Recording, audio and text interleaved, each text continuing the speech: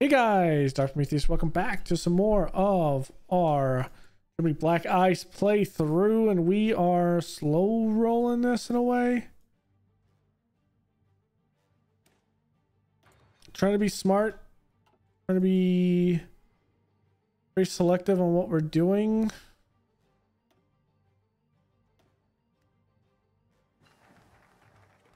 Okay, there's Gestapo and divisions. August 1st.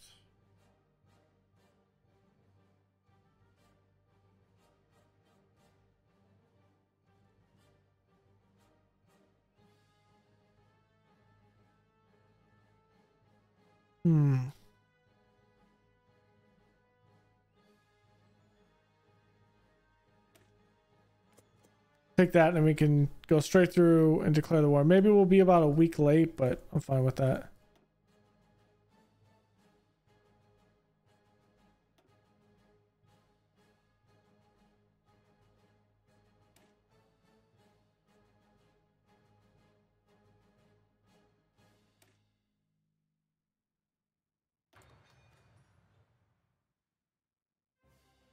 Good buff to that.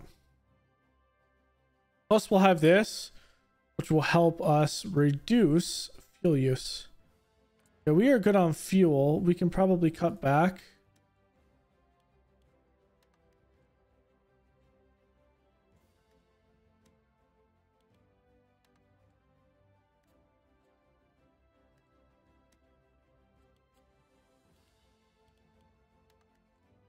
Cut back completely. Actually, it's not cut back completely.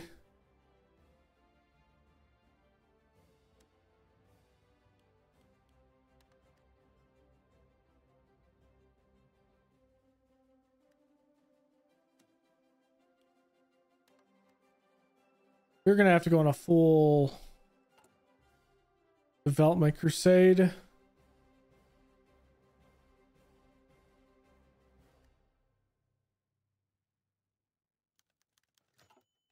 Legal foot reforms.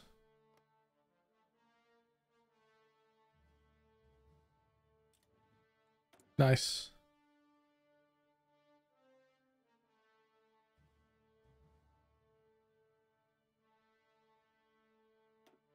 Don't want to take a reliability hit.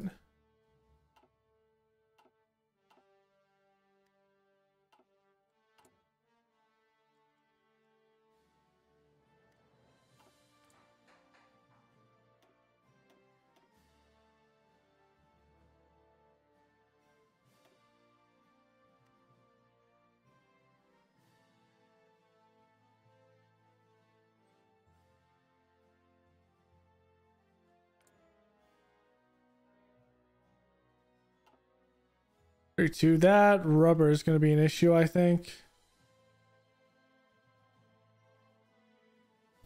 That's after the invasion of Poland.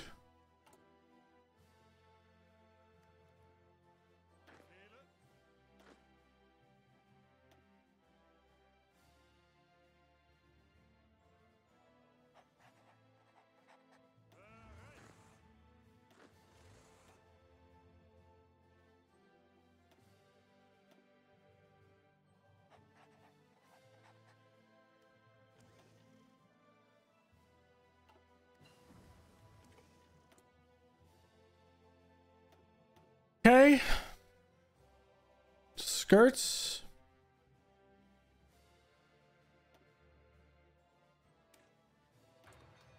I think we need to do guns.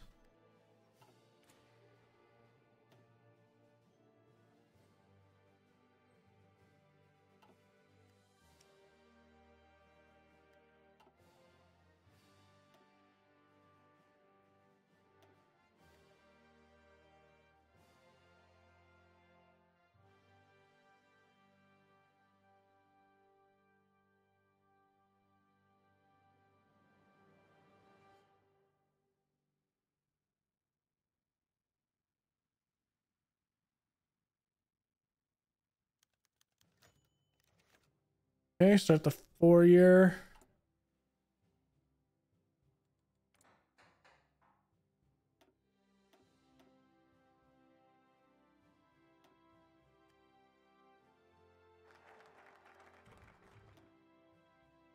It's time. All touch Ribbentrop pack.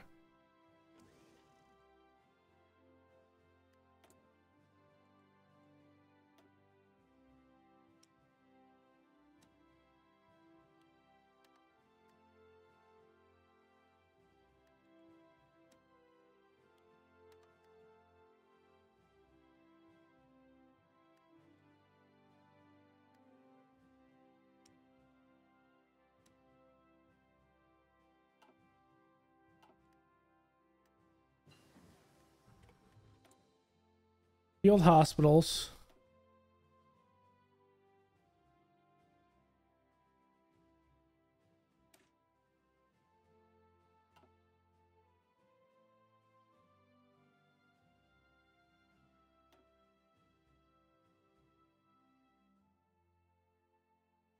Hmm.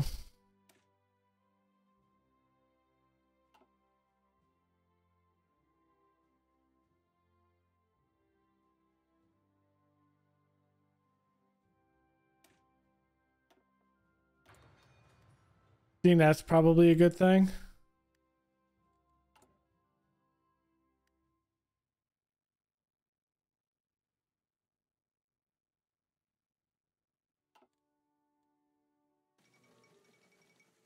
Indian National Congress triumphs in provincial elections. In the recent local elections, the Indian National Congress has achieved an overwhelming majority for their platform of slow and ordered transition to local government and domain status in the future. It appears that Indians have rejected the more radical policies advocated by Gandhi, who had argued for a total break with Britain and absolute home rule as soon as possible. Votes really change anything, though? I mean, not really. Not in that aspect, it doesn't.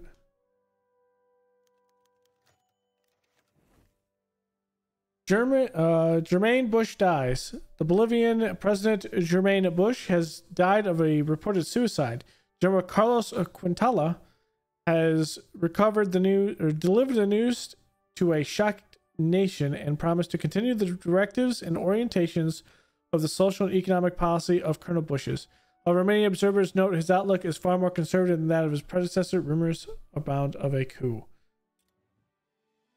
Okay, so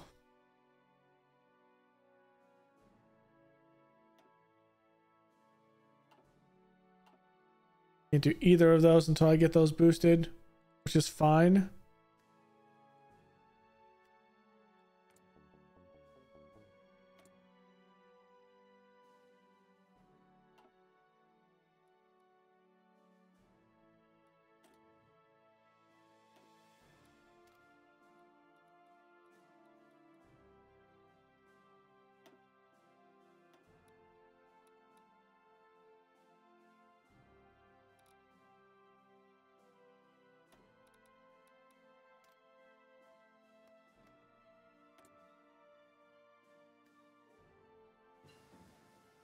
Hmm.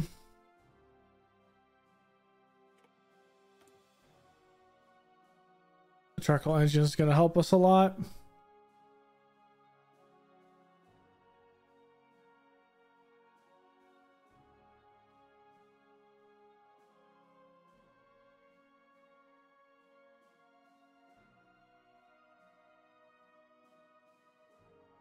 Hmm.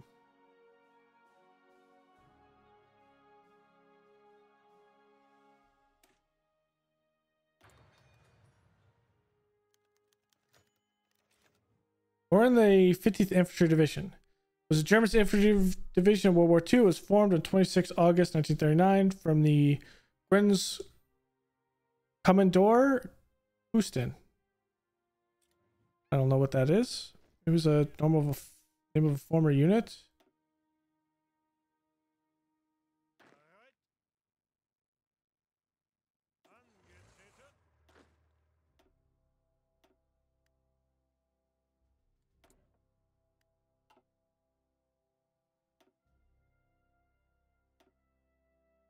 Hmm.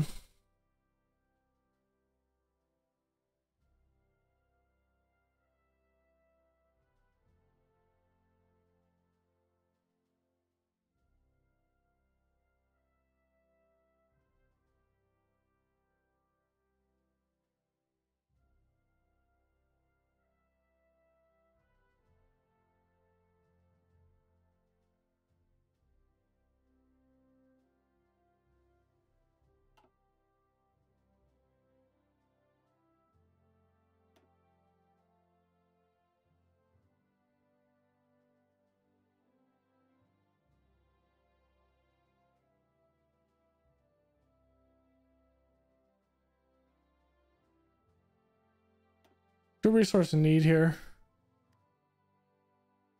Vertical integration.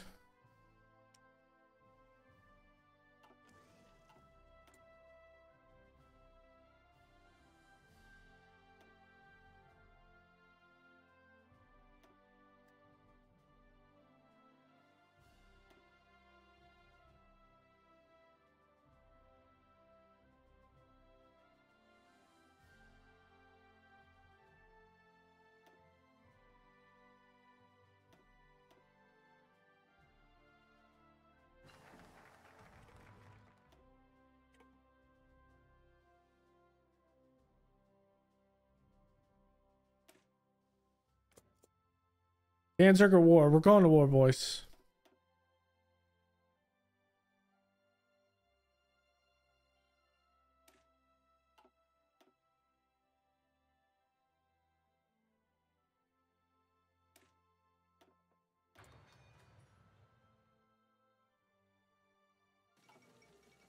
Polish question. In a heated speech today before the Reichstag, Adolf Hitler denounced Poland and their treatment of Germans living in Danzig and the Polish corridor, claiming that German minorities in Poland are being persecuted in the vilest manner imaginable. Hitler made the position of his government clear. Danzig was a German city and is a German city. The corridor was German and is German. Without the German folk, these eastern regions would still be plunged in the depths of barbarism. Okay. Looks like he went full into it. Moscow will sign the pact. The Soviet Union has wisely agreed to our non-aggression pact. This means that we are free to act without the risk of Soviet intervention. Unfortunately, some of our friends now question Germany's commitment towards the ultimate destruction of communism. When matters with Poland and France have been settled, we may need to visit this treaty, but it is discussion for another time. Okay, let's see if we can get any SS units in that are worth a damn.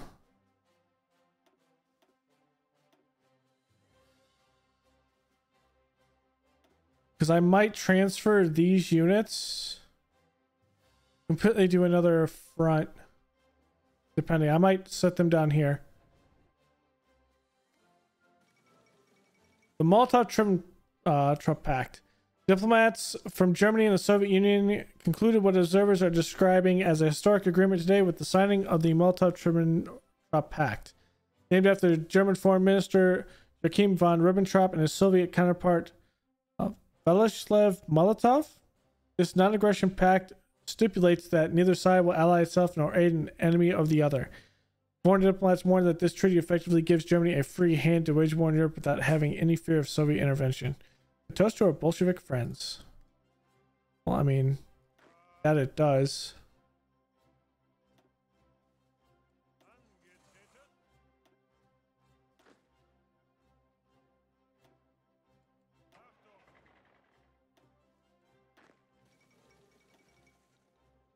France bans communism.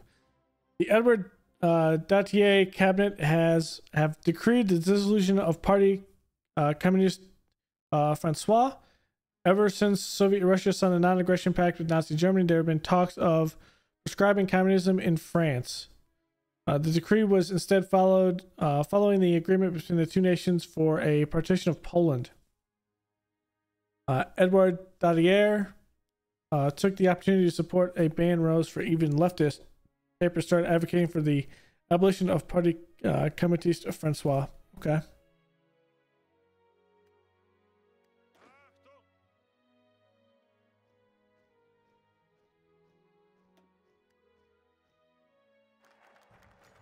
A solution for Danzig. Danzig, one of our most pressing concerns. Danzig and the Polish corridor are quite vital to restoring the rightful borders of Germany. The Poles, however, are loath to give up this area willingly, as they view it as their only access to the Baltic Sea and the outside world. This will be one of our toughest claims yet. We want to accomplish this diplomatically. We have several options. We can simply threaten the Poles for Danzig, and perhaps scaring them into acquiescing. Additionally, we could offer a trade of Slovakia for Danzig, although the Slovaks might be more useful under our control. Finally, we could attempt to influence the Poles and bring them into our orbit, making the problem mute for the time being. Whatever we choose, we must be prepared for the consequences of a Polish refusal. Danzig or war. Poland refuses German ultimatum. Considering the demands, it seems inevitable. The Republic of Poland will be forced to cede Danzig to Germany, and a Polish was that potentiary would be sent to Berlin to negotiate further terms. Ignacy, I'm terrible with Polish names, pointed to the German Reich's recent actions when saying that it was obvious Germany would not be satisfied with Danzig alone. German and Polish forces are preparing for war, and the reports are already coming in. Clashes on the border. Once again, there's war in Europe. Then it is war, good sir. Then it is war.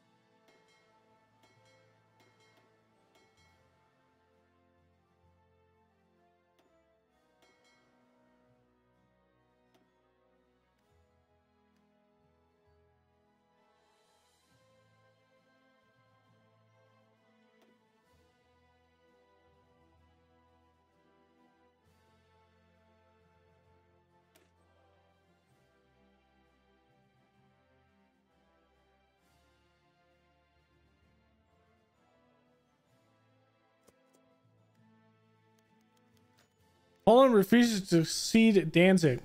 Despite our attempts to allow Poland to hand over Danzig peacefully, even vying to give up our claims on the other German territories in exchange, we've been met with refusal. As expected, the world gives nothing to us but we do not seize by force.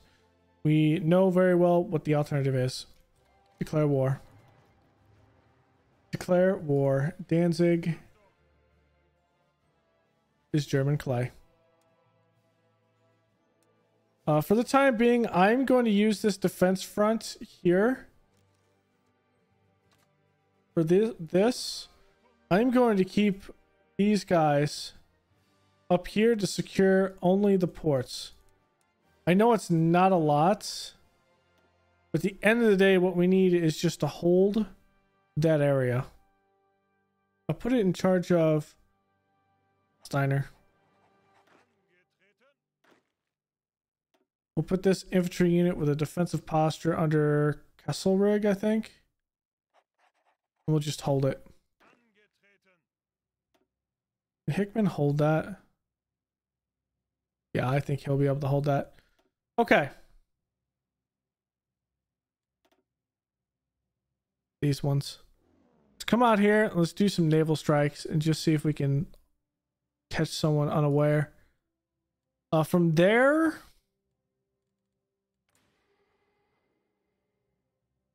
we just need to keep on producing stuff.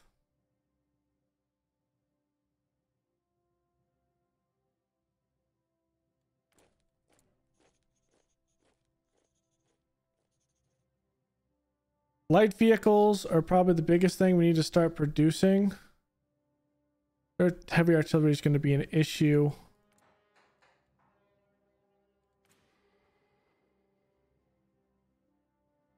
So light vehicles.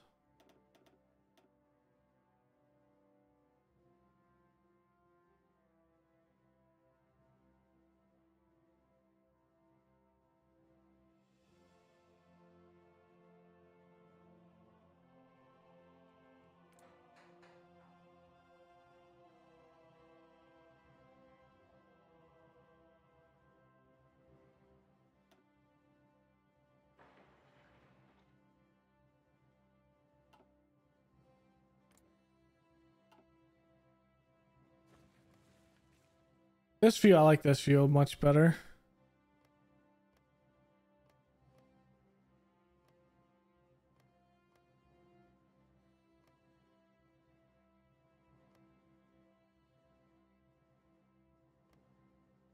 Okay, that actually isn't going to give me any alarm. Okay. So let's make sure we don't screw this up. I'm going to save it because ultimately what we don't want is to completely bottle this entire war. Because I would like to have fun and play. Okay. There's the Polish War. The end of the day, we are going to start exerting our push. But Manstein has that.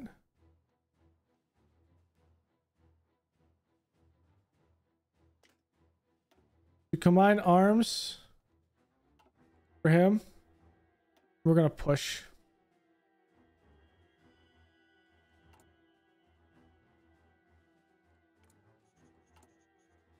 Now, as for what we can change here, we're already going to war economy, I think. Okay, there's the trade with the British Raj. This is going to hurt us a bit.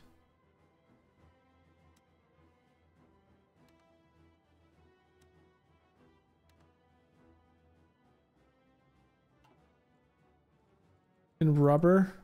How much do we need? 18, and how much does one produce? 12?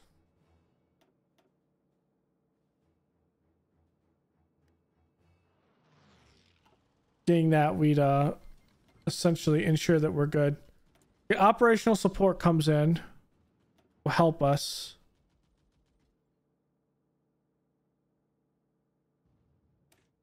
Supply consumption. Okay, ace pilot.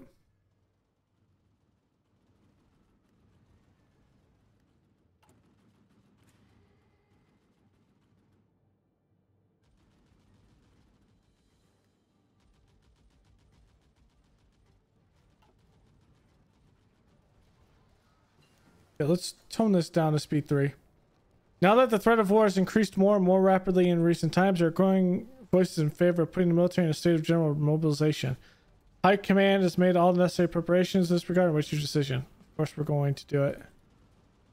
They formed the 72nd Infantry Division. It was formed on 19 September 1939 from the Grens Division Trier.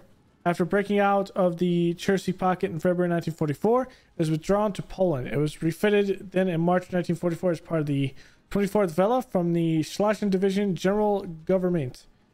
Reformed again after suffering heavy losses at the Baranow bridgehead at the Vistula. The division surrendered to the Red Army in May 1945 at the Erzgebirge region of Czechoslovakia. So we're going to form it. We're going to put it with the 14th. I think. Actually, I'm not going to do that. I'm going to put it with... Here. 6th Army. Okay, research slots. It is 39.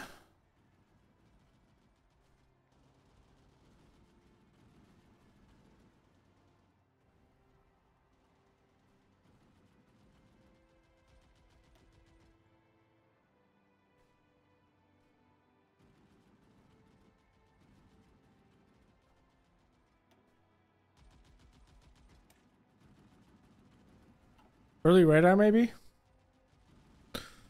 Although we do have this. Improved radio, 2 years early.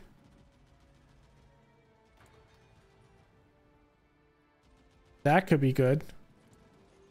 What we also don't have is this for infantry battalions.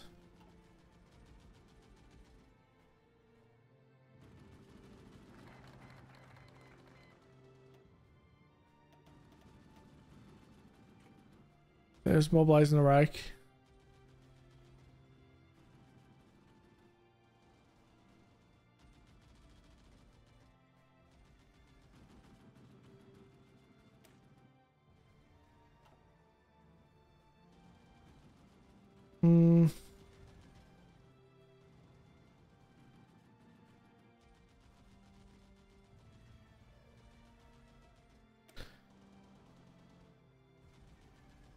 Oh, we don't have a border with the Soviets yet.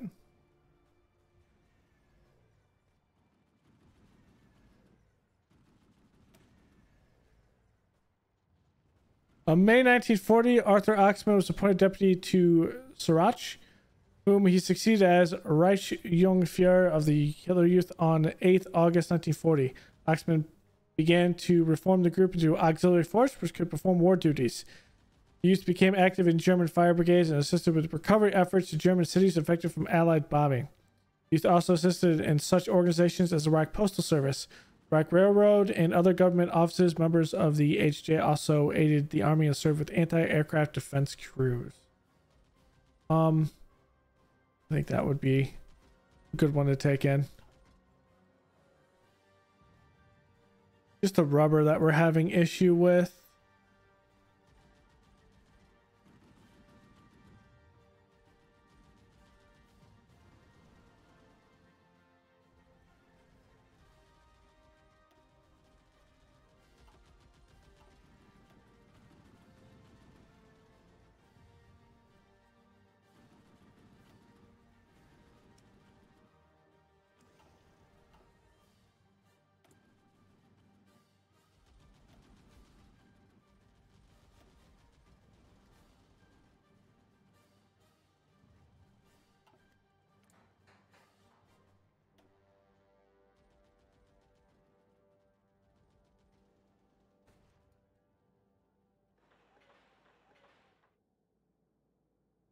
We're going to eventually need that.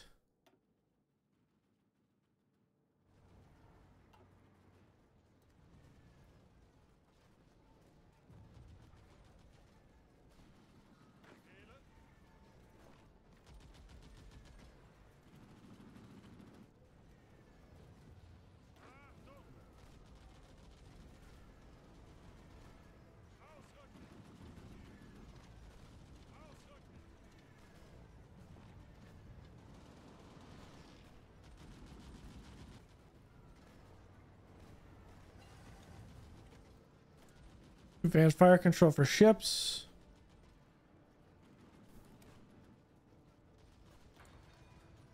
Let me get that torpedo.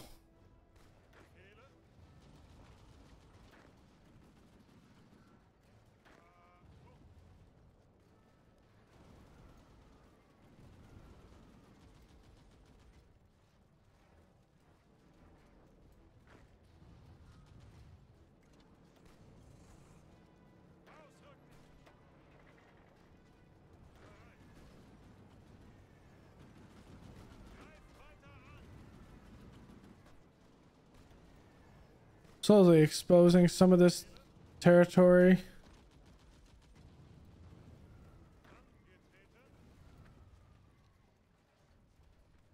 There's the infantry guns.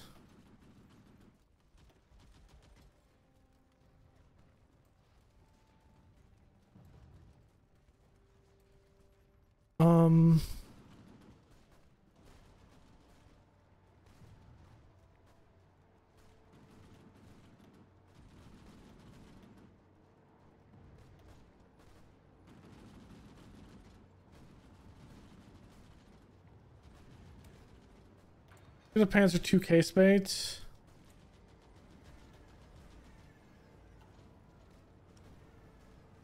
Oops.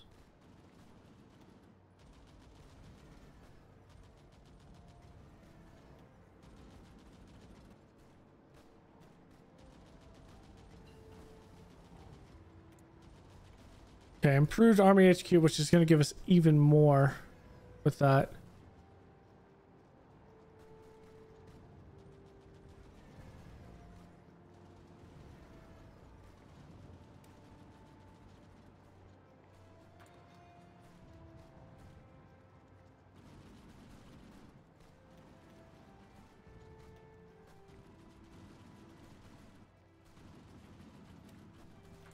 Military logistics.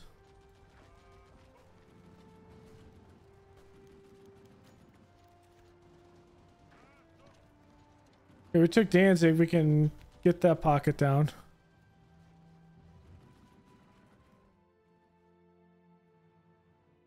Contained them.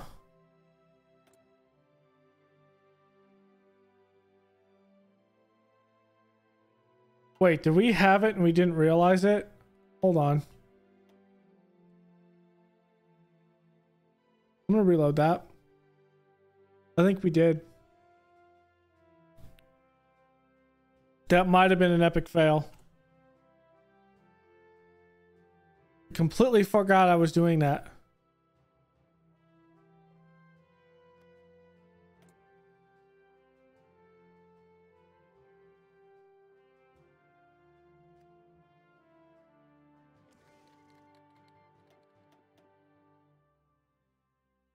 No, it went up because we're hostile, but it didn't actually do anything. Okay, but we'll just have to redo this. It's fine.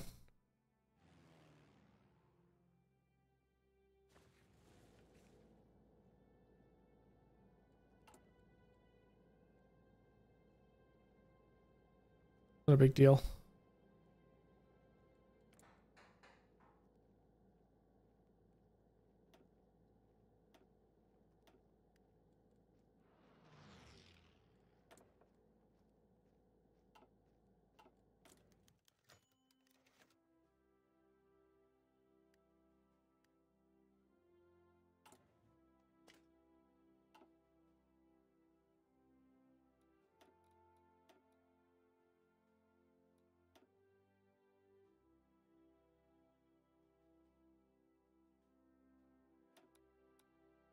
Hmm.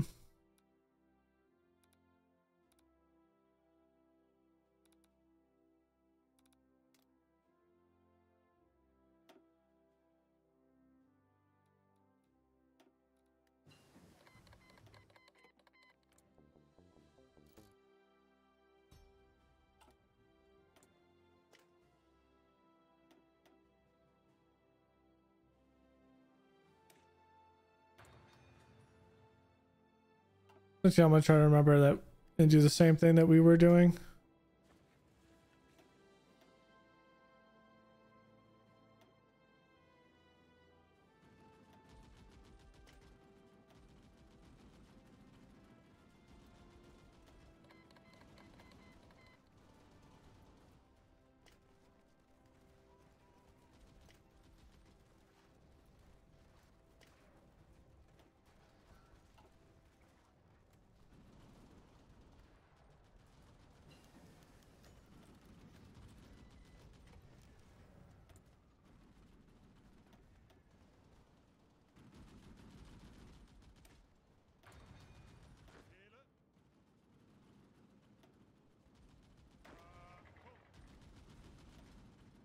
I literally did the same exact thing again.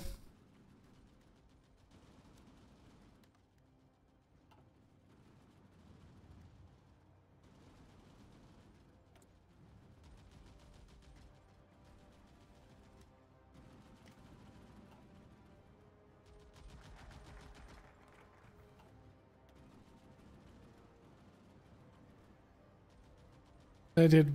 Which one did I do?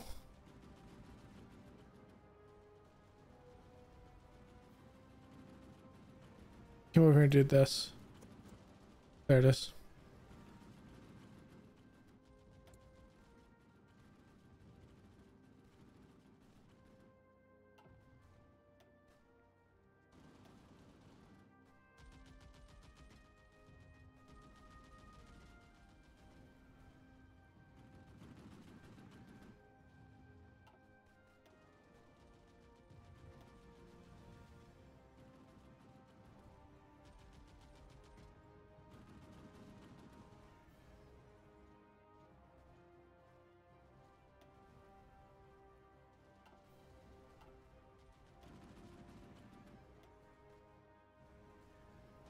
Hmm.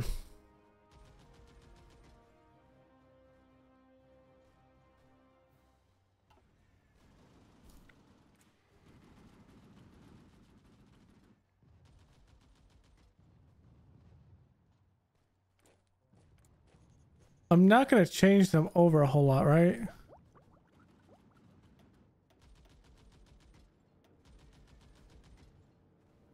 Yeah, it's just a typical couple of times.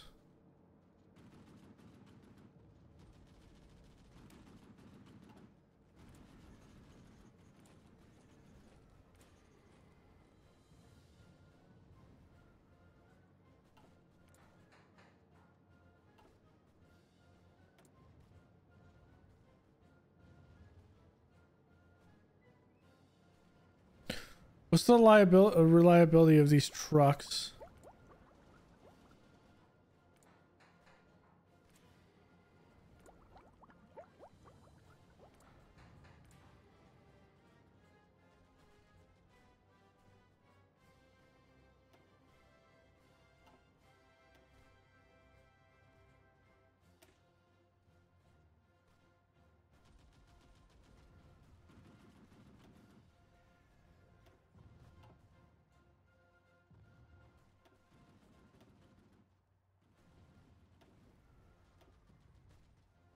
Hmm.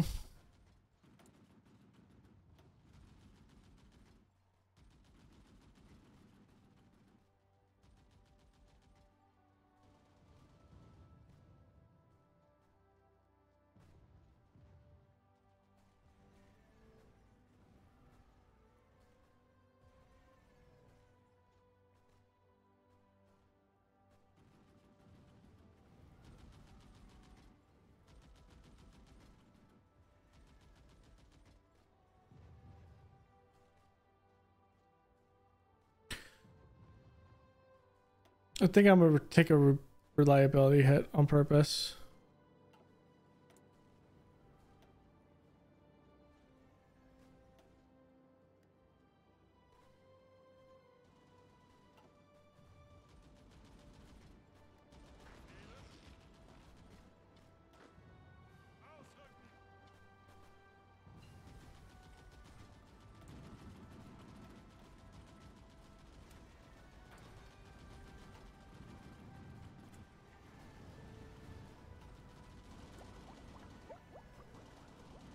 This is the gun I need for the next tank.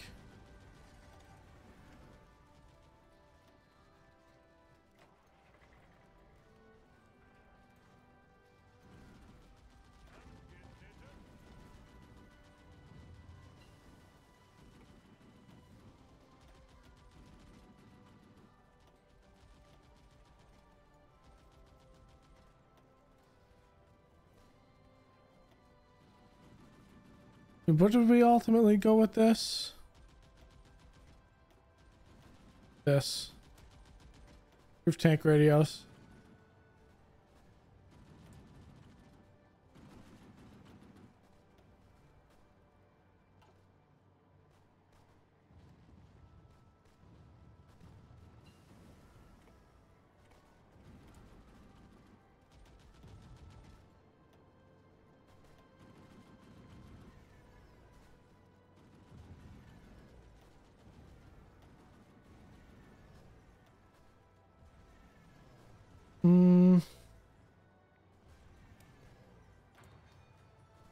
Medic. And for this, let's keep going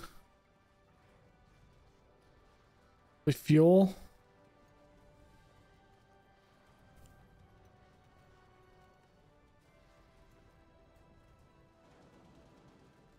Please get mass media with press loss costs.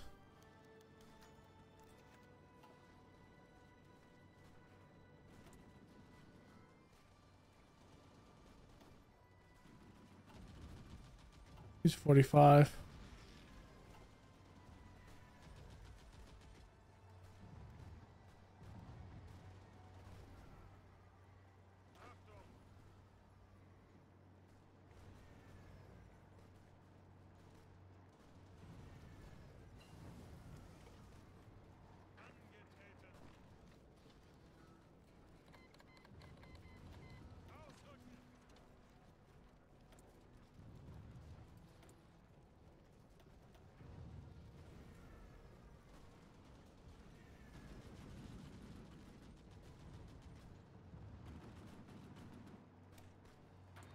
The fuck with transport.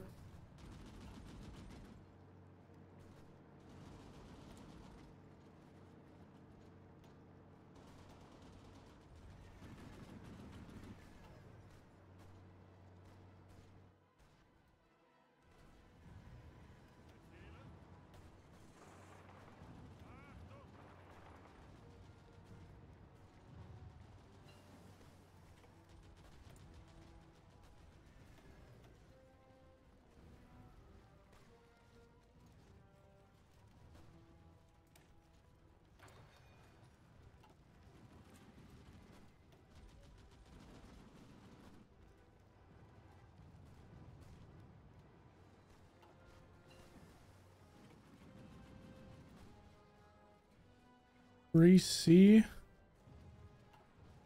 I think I picked the wrong gun. That was an epic fail. Oh well.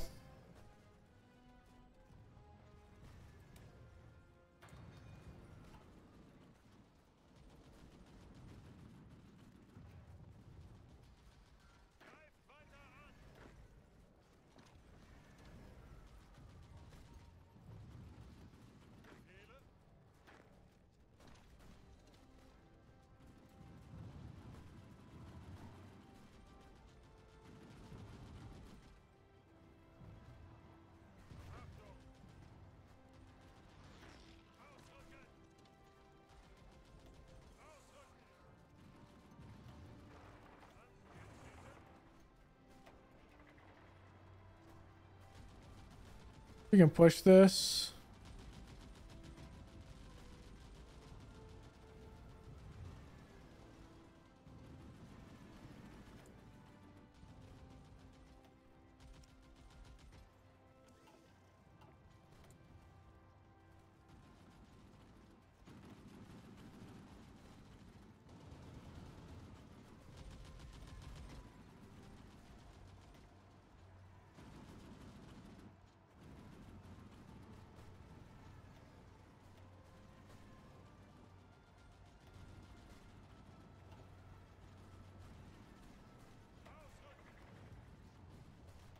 No reason to push that. Okay.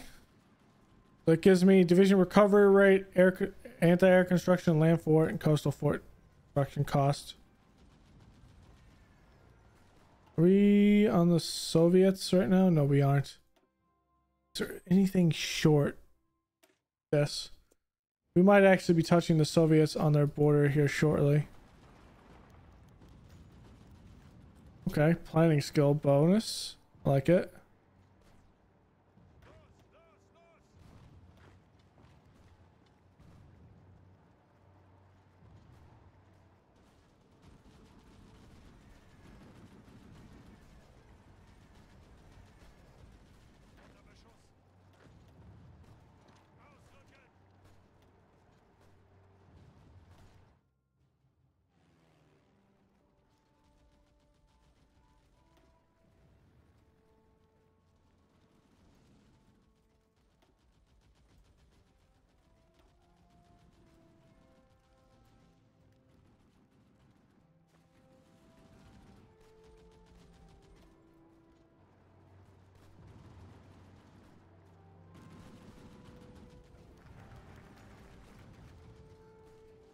The German-Slovak Treaty signed on 28th August 1939 transferred control of a strip of Slovakian land to the German Reich to allow the Wehrmacht to attack Poland from former Czechoslovakian land. It was not returned to Germany after the fall of Poland due to having several arms factories.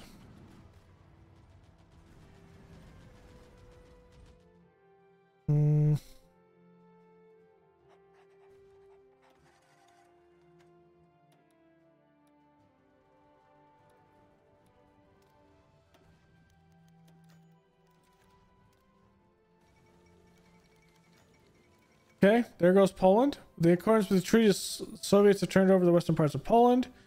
We've partitioned it. We got a bunch of equipment. Poland is ours, but the eastern parts fall into the Soviet sphere of influence, according to the stipulations of the Molotov-Ribbentrop Pact. Should we withdraw our force and let the Soviets occupy this territory? Failure to do so would render our treaty void. Yes, the stipulations must be obeyed. The fall of Warsaw. German forces advancing on the Republic of Poland have succeeded in capturing Warsaw. Sporadic fighting continues in Praga and a few other districts, but organized resistance in the city seems to have ceased. The Polish government reportedly evacuated the city as the first German units entered Warsaw suburbs, and their present location is unknown. Fighting against the German invaders continues in their parts of the country.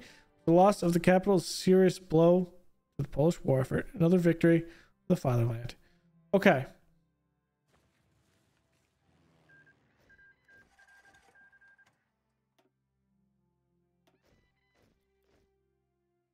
Let's stand down our entire Air Force here.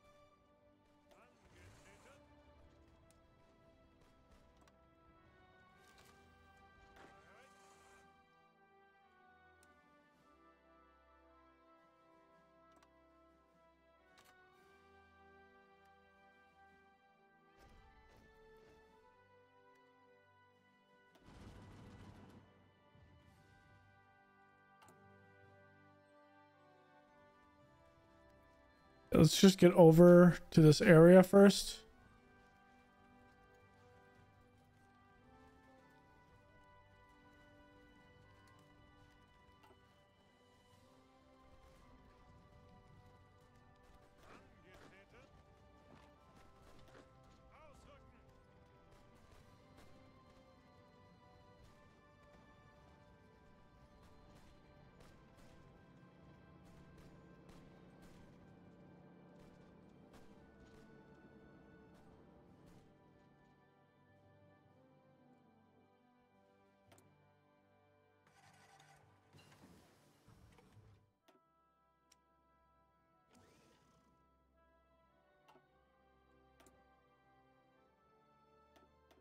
Okay.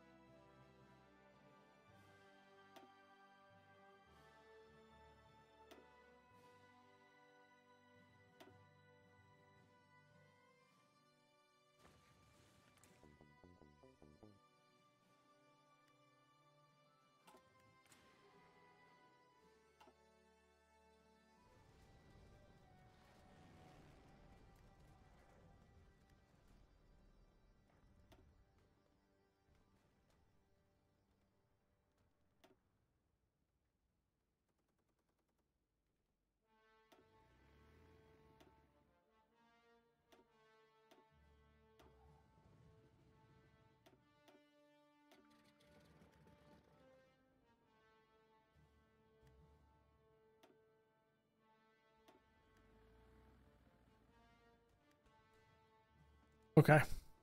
This is going to turn into a cluster of ridiculousness here in a second.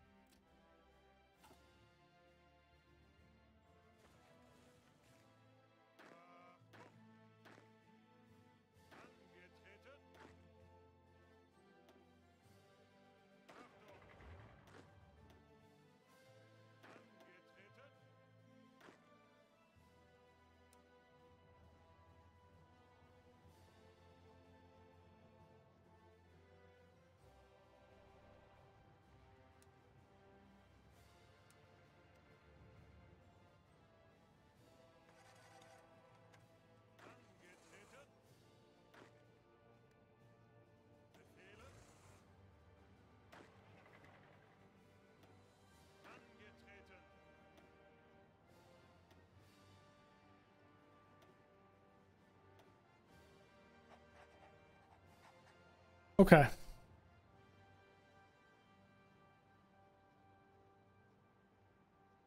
Imagine, oh, it's coastal defense.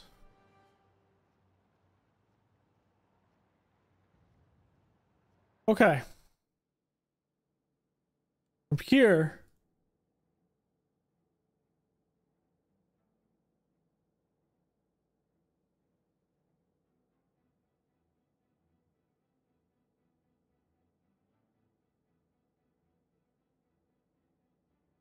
We should be fine.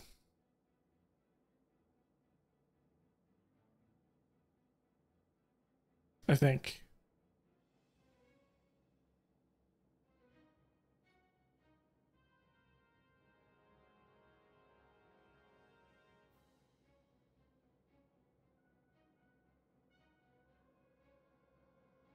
I'm looking at something right quick.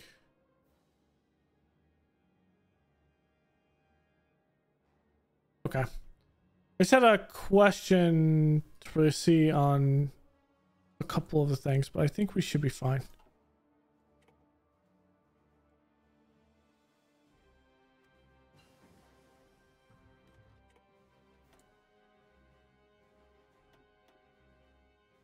Viewers, I think.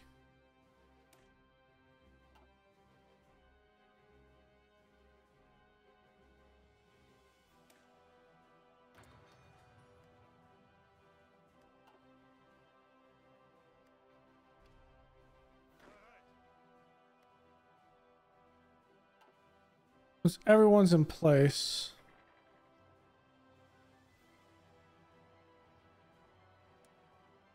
I'm gonna put a fallback line back here.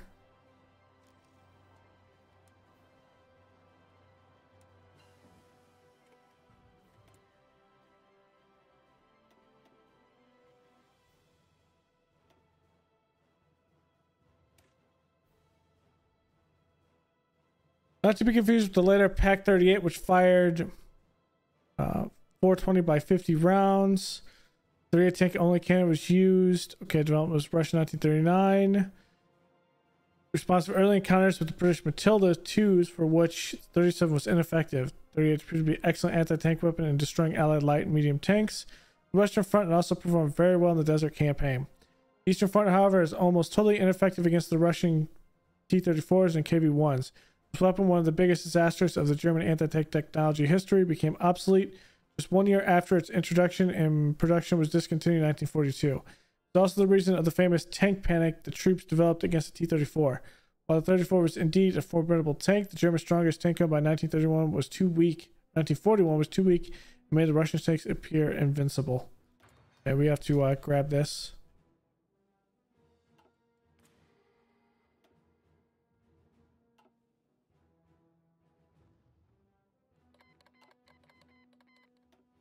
Here's Finland. The commercial agreement.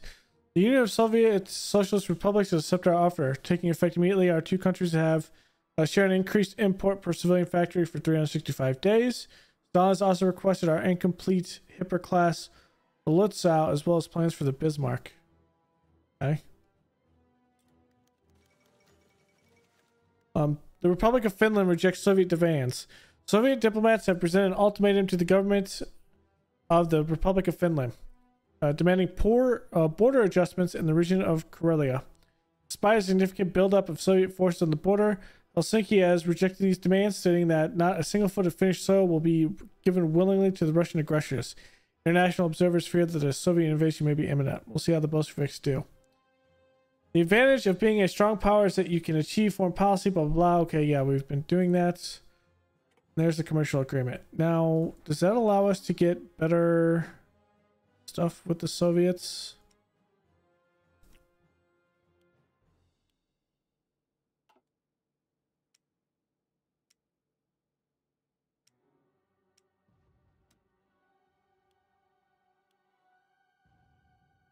Actually, it does. We have to reset it too.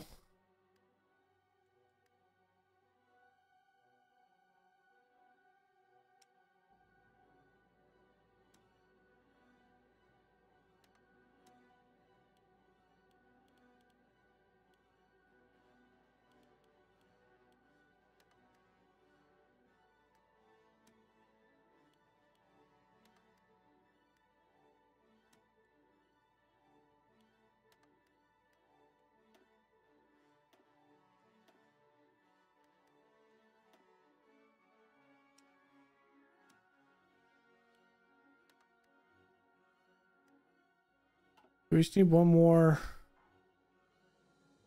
It's all about issues we're going to have with oil from here.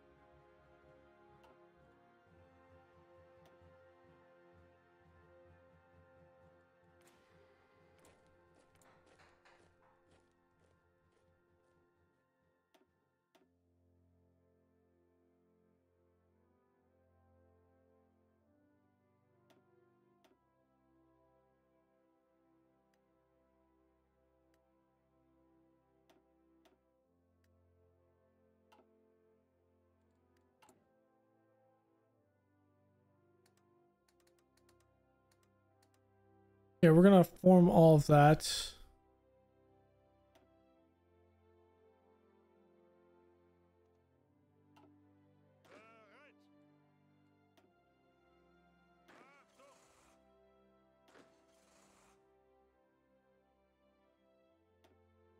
I'm gonna put Guderian over here.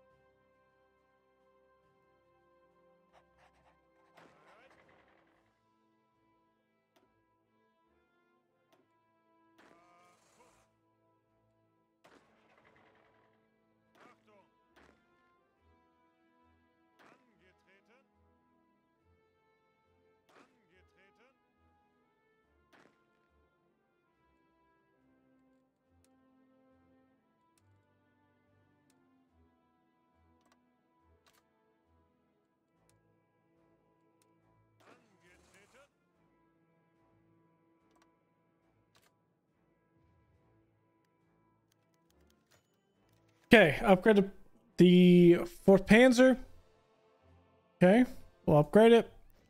The Brigade Eberhardt, the Sonderwörterband Danzig, sometimes also known as Group Eberhard, was made up of units from Landspolizei Danzig with the addition of manpower from the Werkstarter. This is why German. It's difficult to read all of these. Brenzalf, Zichdenst, probably mispronouncing that entirely. The VGAD. It fought in Danzig during the invasion of Poland in 1939, where it famously captured the Polish post office in Danzig after having fighting. So commanded by General Major Frederick George Eberhardt, it was used to form the 60th Infantry Division in 1939. Let's form the group. The regiment was being reorganized in September 1939. This is for the Grossdeutschland. It did not take part in fall of Weiss. Okay. We'll reform it. Convert the 3rd Light Division to the 8th Panzer. In 1938, the 3rd Light Division was formed, consisting of the 67th Panzer Battalion, the 8th and 9th Mechanized Cavalry Regiments, as well as the 8th Reconnaissance Regiment. The 3rd Light Division was sent to participate in the 1939 invasion of Poland, after which it converted to the 8th Panzer Division in the winter of 1939.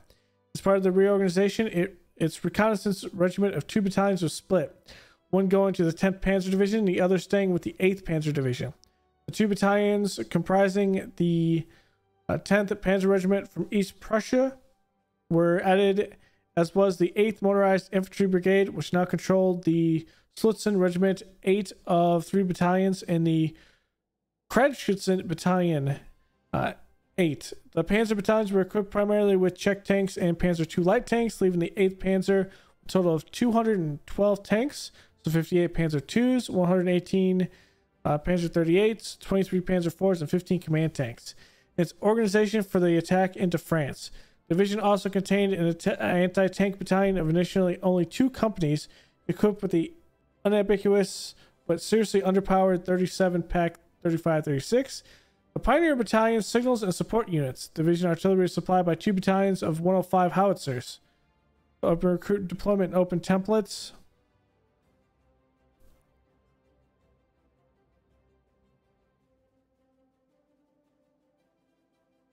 Okay. I didn't see this the first time. So open and recruit deployment, open template. What's the 3rd?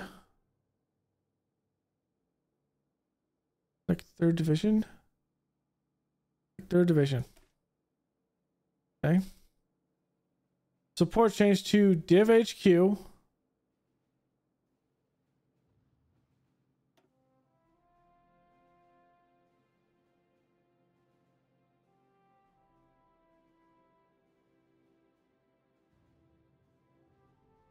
The Cav. Oh.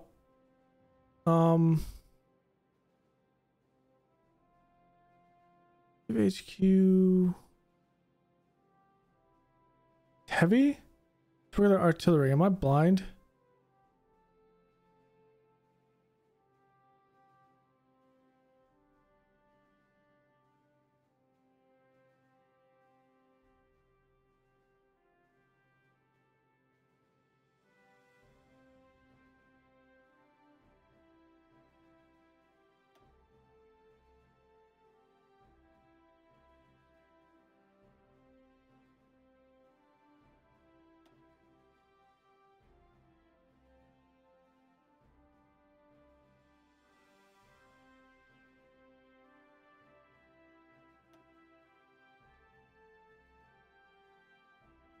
Oh, that's fine.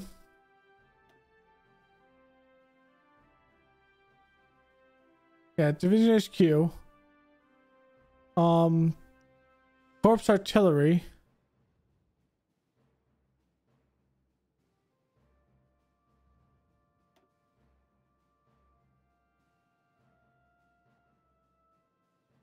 Crazy. Is corpse artillery in here? Engineer, maintenance, field hospital, data tank.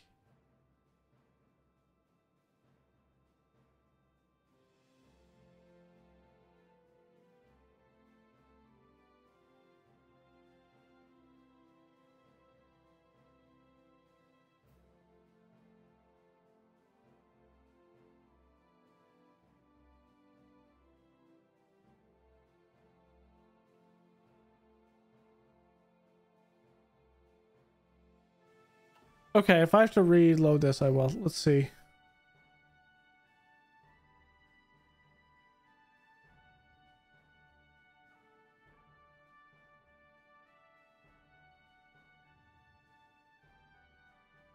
Actually, we should just convert it and it should be fine.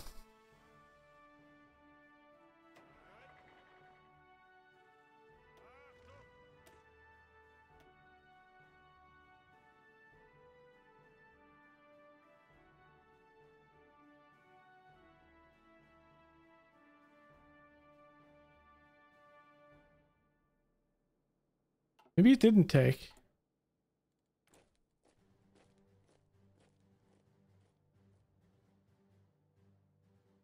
That's the 10th or the 8th.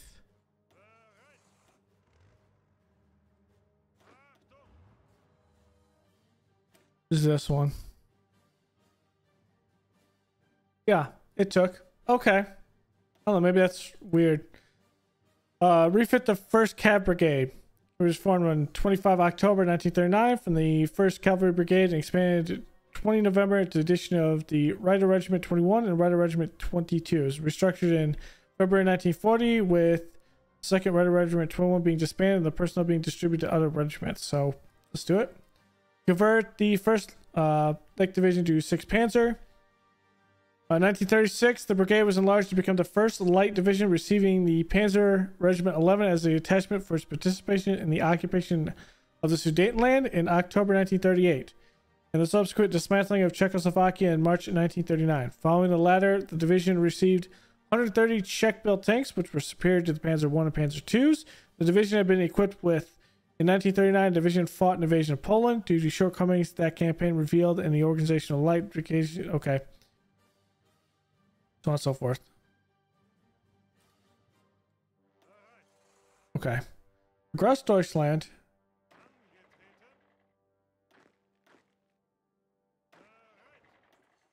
This one's going to come here. These panzer divisions.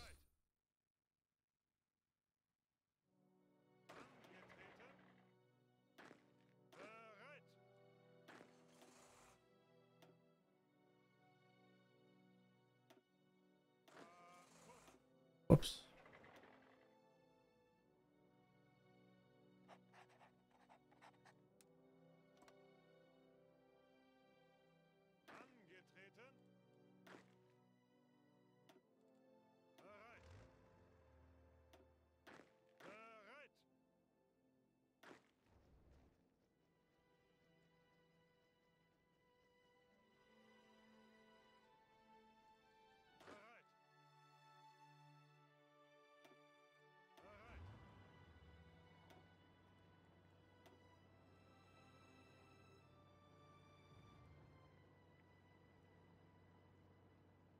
And where did the invasion actually take place?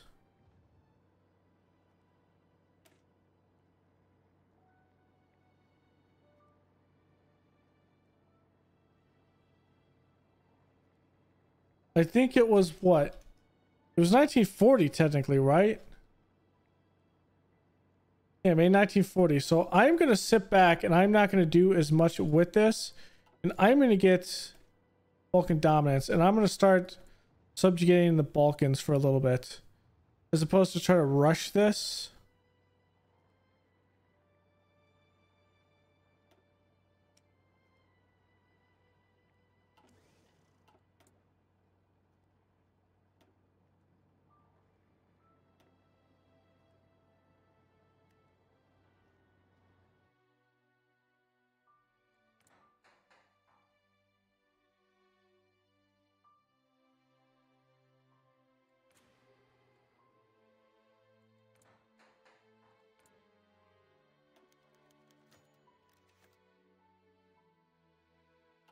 Following the completion of the invasion of Poland, the limited effectiveness of the light divisions caused the German High Command to order the organization of 4 light divisions to full panzer divisions. In 1939, the 2nd light division became the 7th Panzer, one of only Germany's 10 armored divisions. It consisted of 218 tanks, 3 battalions with 2 rifle regiments, a motorcycle battalion, engineering battalion, and anti-tank battalion. Newly promoted General Erwin Rommel, who'd served on Hitler's staff during the invasion of Poland, was able, with the invitation from Hitler, to obtain the command of the division.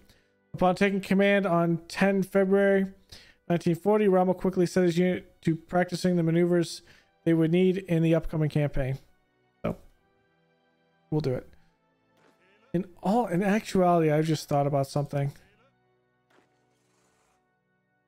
We should probably put these guys up here. Okay.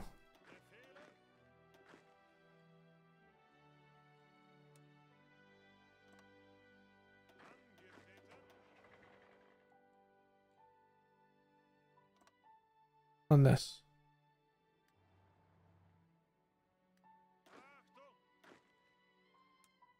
And at the moment,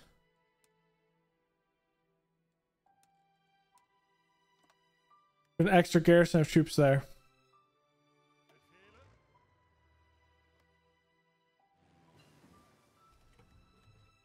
Okay, improve military logistics.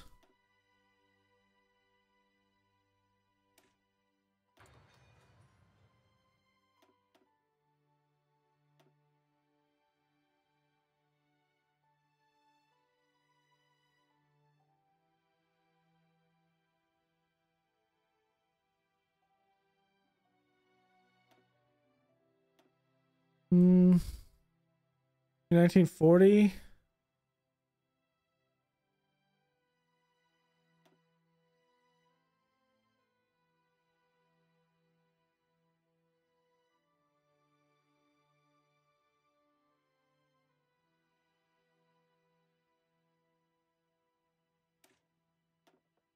Get that. And the League of Nations. With the declaration of war in the Republic of Finland by the Union of Soviet Socialist Republics, the League of Nations has failed in its attempts to preserve peace. Joseph Vissarionovich Stalin openly mocked the League's inability to do anything, and with that, took his country out of the League. With other world leaders also questioning the League questioning the point of the League of Nations. If it can't prevent conflicts, the days of the League are de facto over. While the Council continues to meet, no one expects it to actually accomplish anything anymore. Whatever authority the Council once had is long lost. Yeah, I would say so.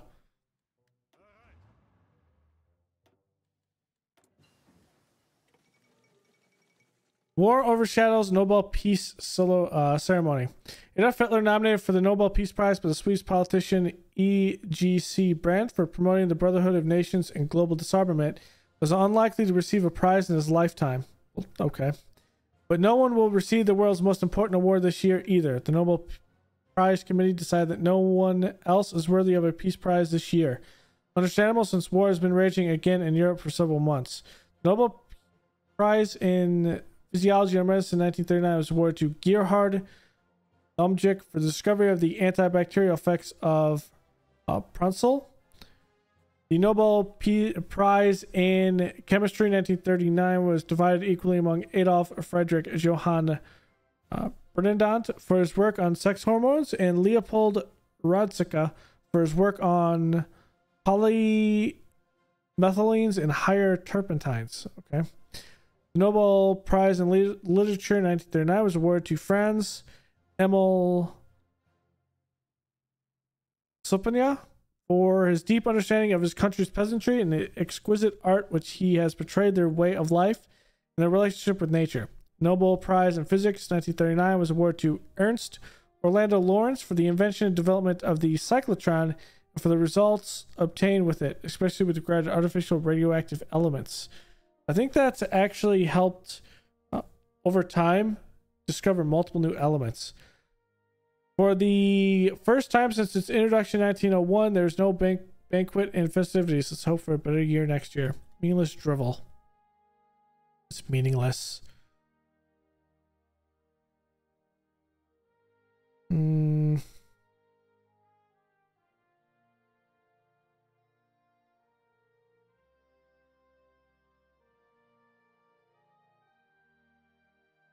feel like this would be a good one.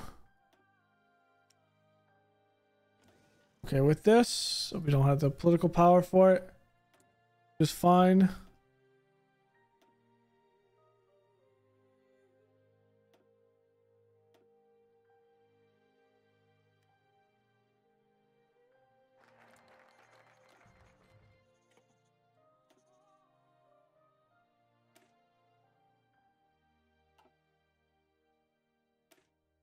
Norway is a strategic crucial, well actually critical strategic point and would be an obvious point of attack for any enemy waiting to disrupt our steel trade with Sweden. We cannot risk our enemies setting up bases in this region. To obtain a good staging area for the invasion of Norway, we need to move on Denmark first. Okay, let's do that, because I think at the end of the day, don't they have supplies? That they do.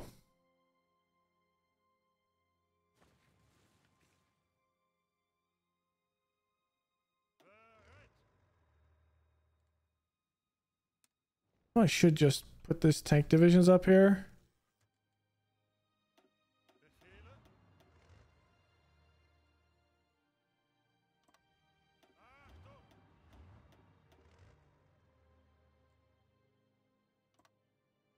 We'll just force it.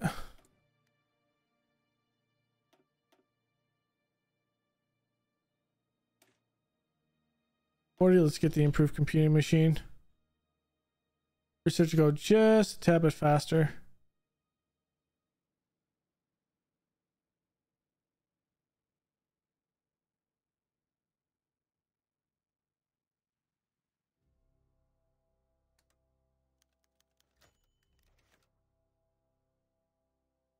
The 60th Infantry Division was formed from Brigade Eberhard, a special unit consisting of units from Landspolizei Danzig. On October 1939, Commander General Lieutenant Friedrich George Eberhard was redesignated to the 60th. Okay, yeah.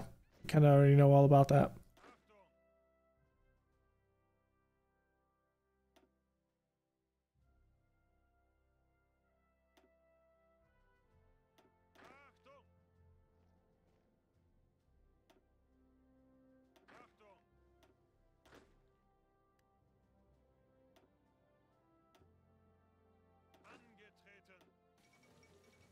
(1939) Erzincan earthquake.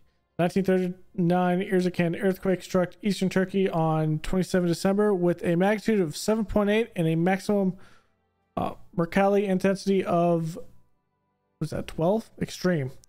This is one of the largest in a sequence of violent shocks to affect Turkey along the North Anatolian Fault between 1939 and 1999.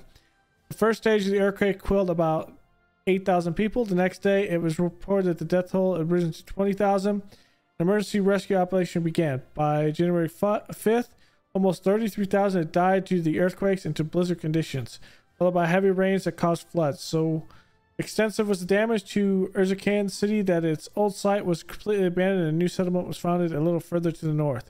In the next few years, there were 3 more 7+ magnitude earthquakes in the region. Turkey soon adopted seismic building regulations. They didn't before? Okay, that's interesting. Okay, aluminum and rubber.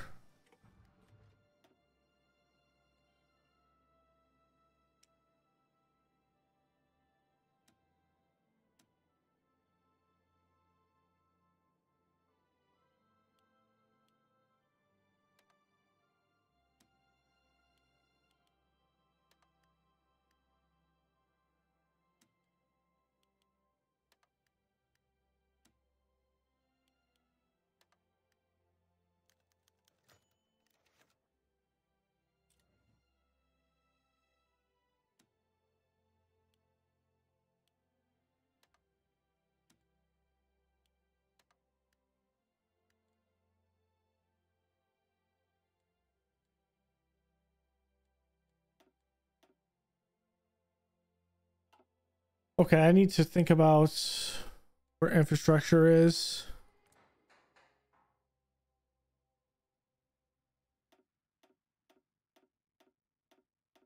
Do a complete infrastructure building project in the entire country.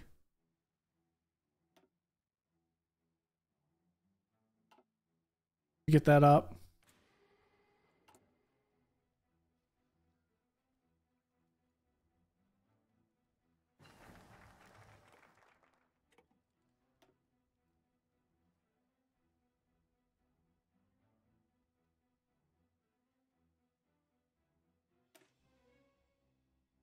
So Panzertruppenschule. So the Panzertruppenschule was a branch school where officer candidates were sent after 12 to 16 weeks spent in basic training. Having successfully undertaken an 8-week course at the Kriegsschule, prospective Panzer troops in the rank of Freireich undertook a 16-week training course which aimed to familiarize the officer candidates with nuances and workings of a Panzer, with the tactics to be used when commanding Panzers in the field. This is gonna be insane. Breakthrough, defense, soft attack, hard attack. That's going to be good. Okay, let's get enhanced submarine engines. For our tanks is 1940. Start getting the superstructure down.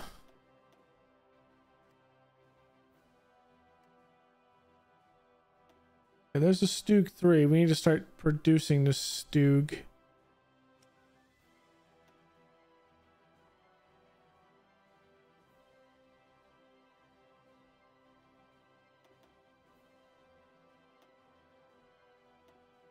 We're gonna run a 3 here.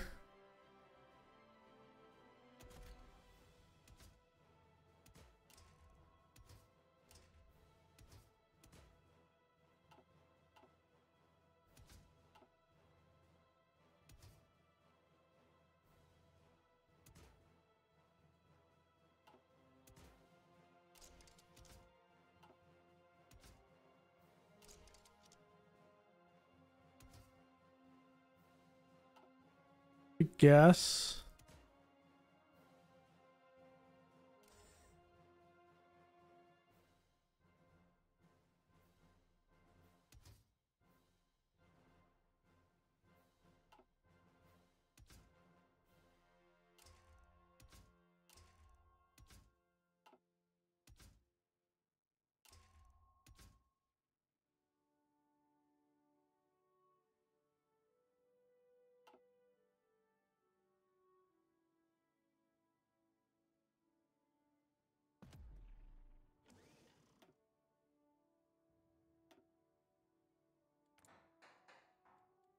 Where's the next tanks coming through?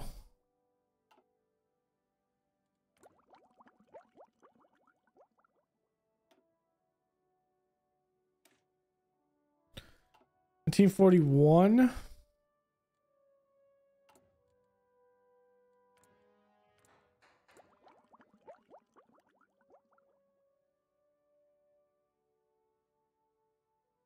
This is what I need for that, for one tank. Bro, it's winter. Why are you remotely attacking me?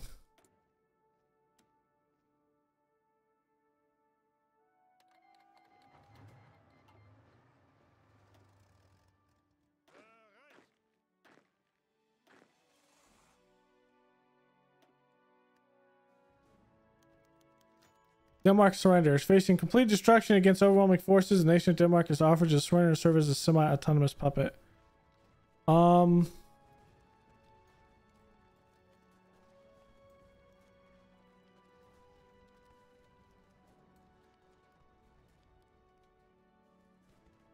Actually, I'm fine with that.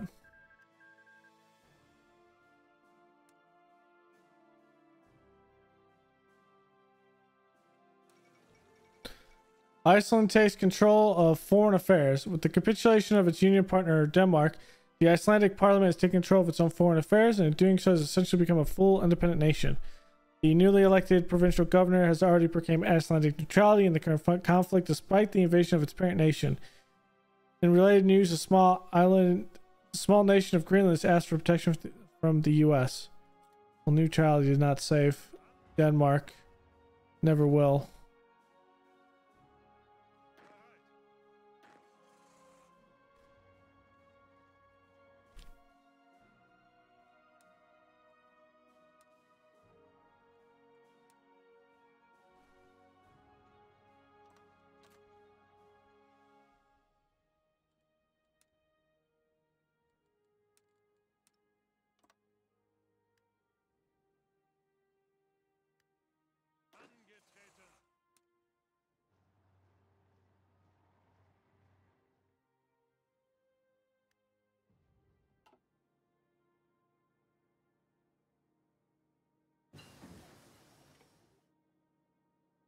Actually, I don't need to do that because I don't actually own the territory, which helps me a bit.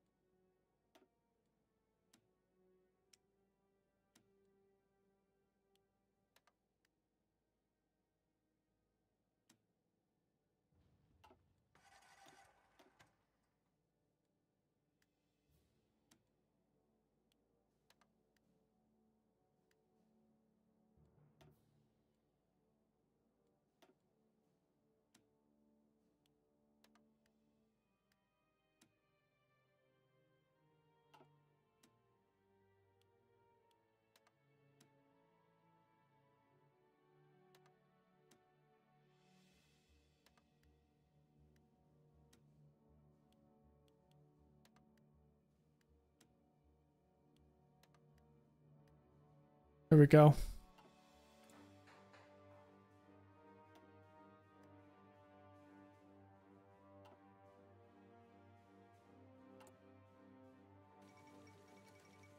Altmark incident. One of our tankers, the Altmark, has recently been intercepted by British forces in the neutral waters of Norway. Despite the Norwegians' alleged neutrality, British naval forces have cornered the tanker, and later destroyer Cossack attacked it near Jessingford.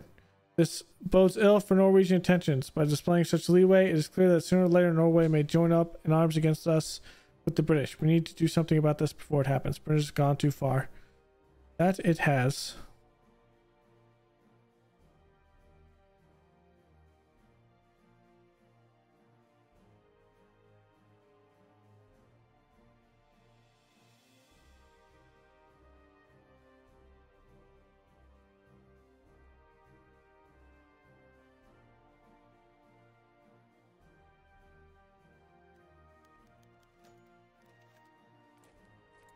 Am I having an issue right now? Of anything in particular? Besides cavalry equipment, light vehicles, and trains.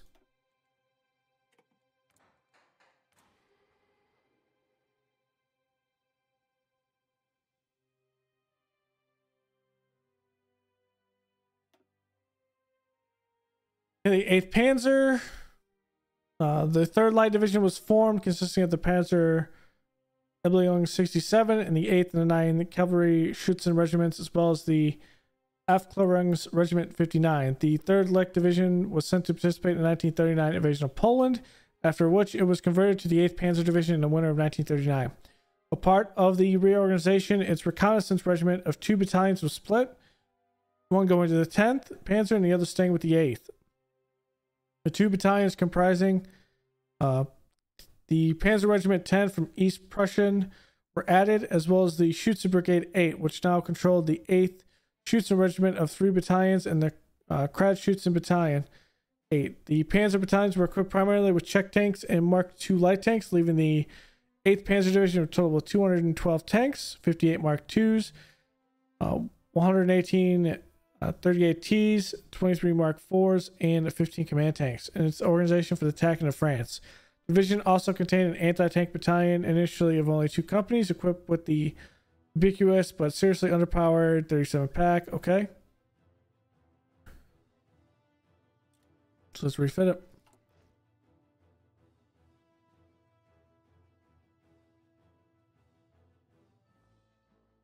Buildable soft light artillery.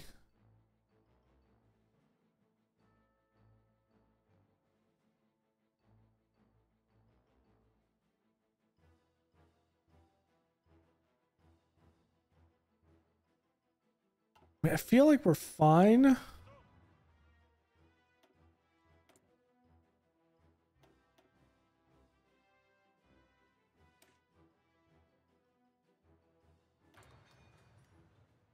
In the grand scheme of things.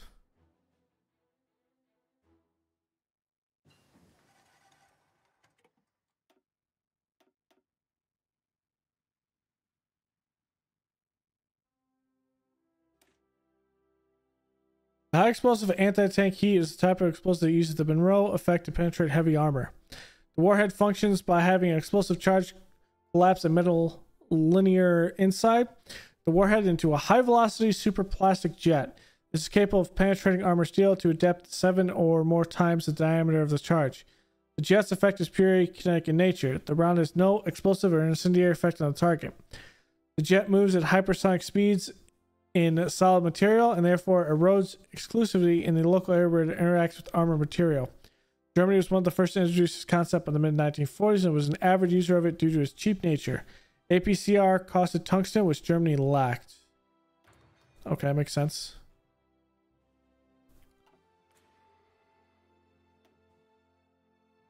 All right, the Panzer IIIF were coming through.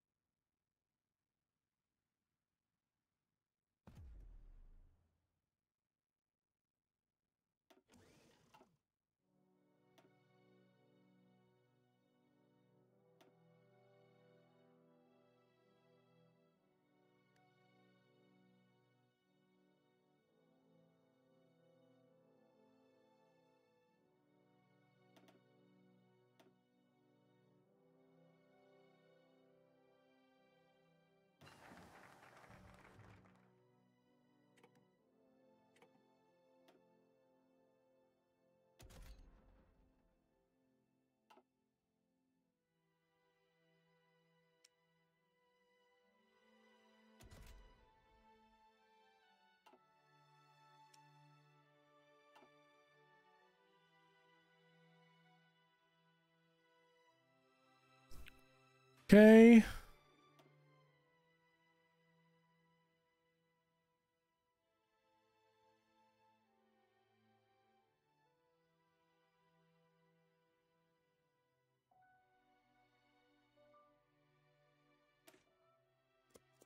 Feeling hungry.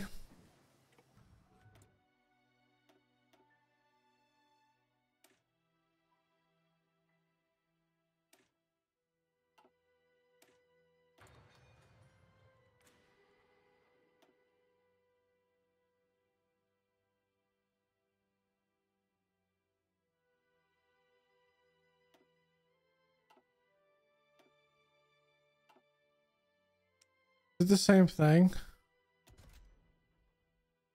Tank destroyer. Assault gun. Okay.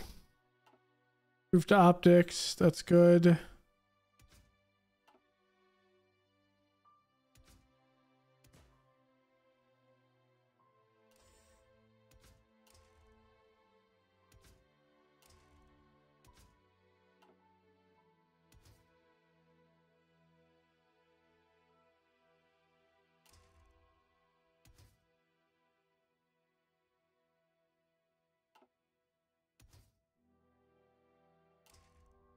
I don't think there's really a reason to up armor this.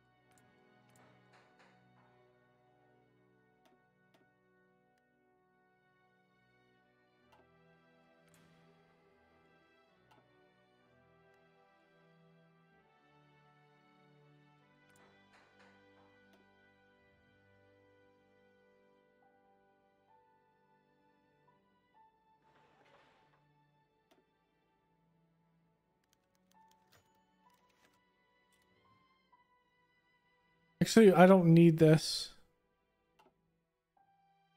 I can just do the technology for it.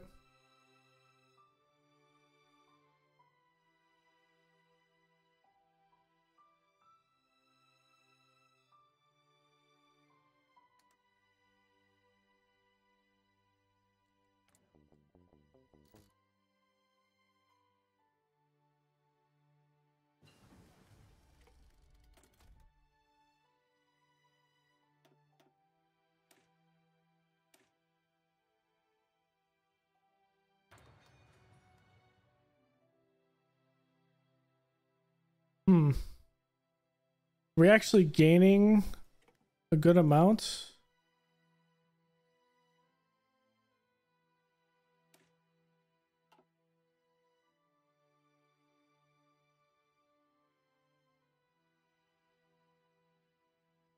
I see drop of that. Let's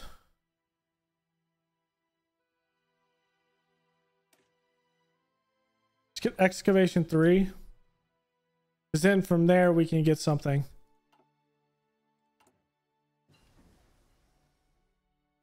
There's the pack 38.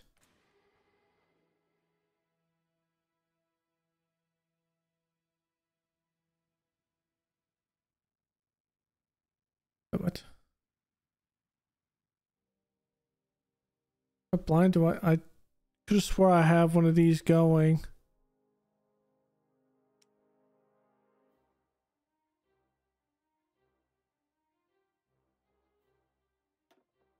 Did not have a pack 30. What?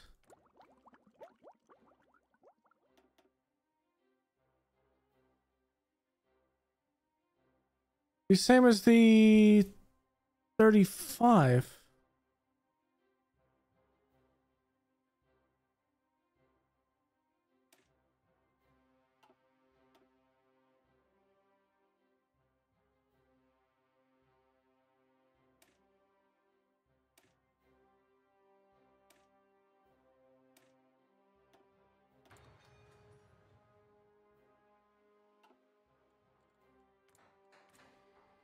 The 2 separate anti-tanks.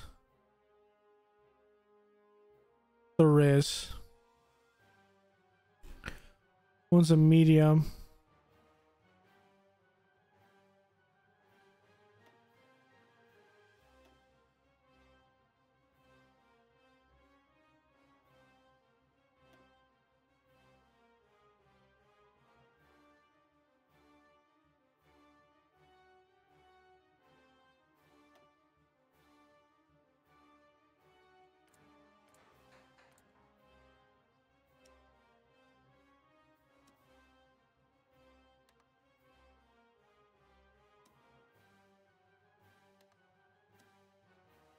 I just trade with Sweden.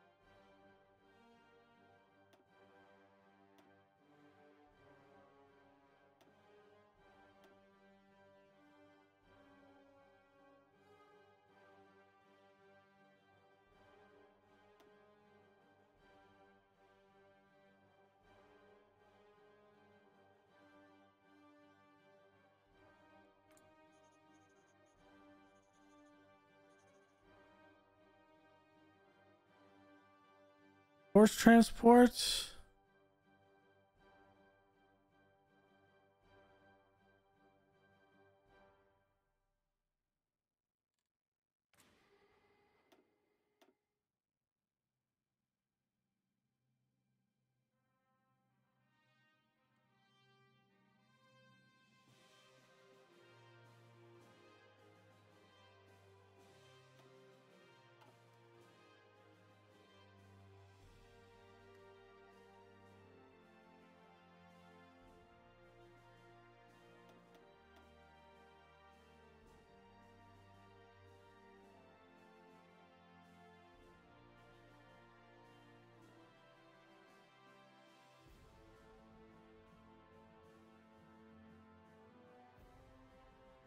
Hmm.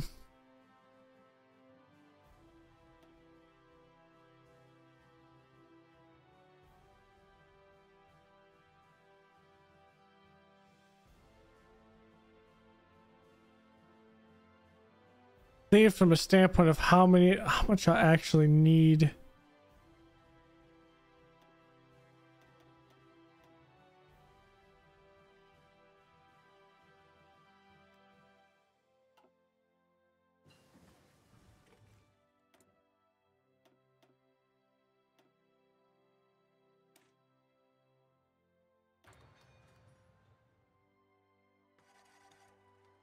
Give me tank workshops. That's going to help a lot.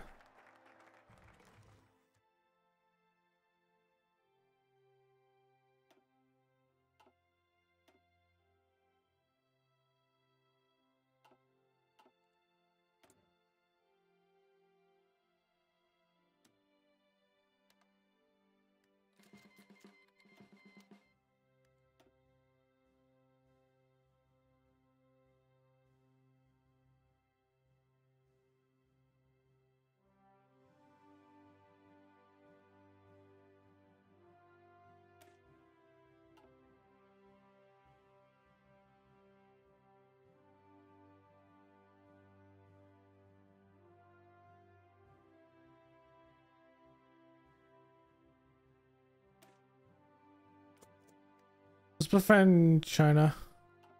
Or Japan, I mean.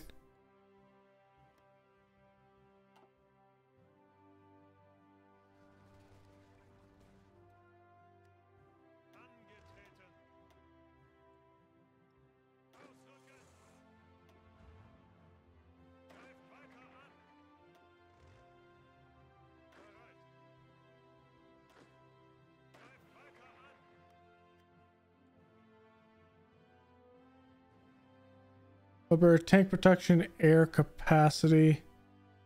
I am actually going to need this.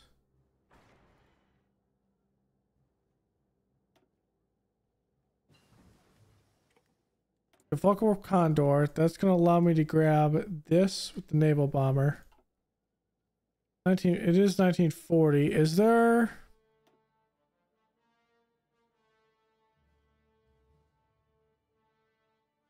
F and F4.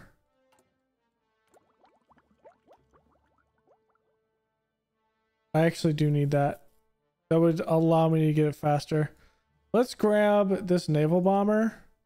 First takes 73 days. And the next thing we're going to do is that. Self-propelled light artillery is what we're looking at.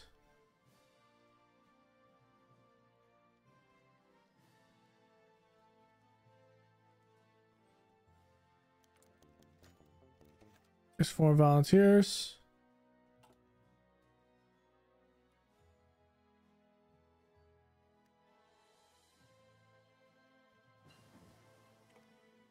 There's improved worker safety.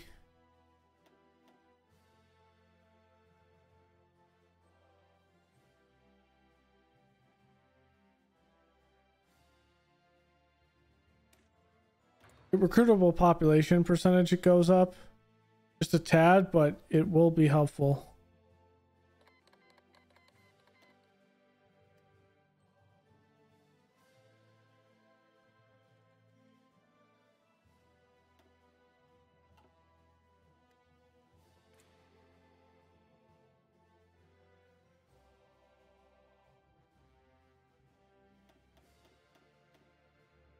cavalry horse equipment that I need. The garrisons. That makes more sense now.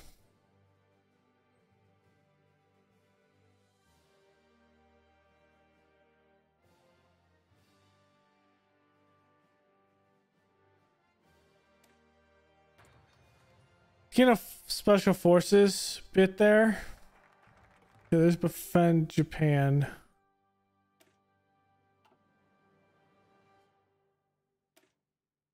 Grab that 17 days.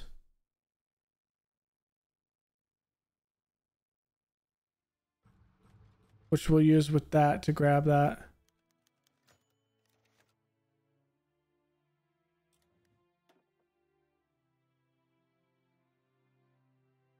We'll get Hinkle there.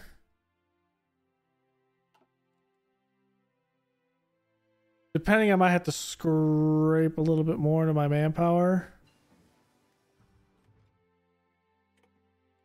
Possibly.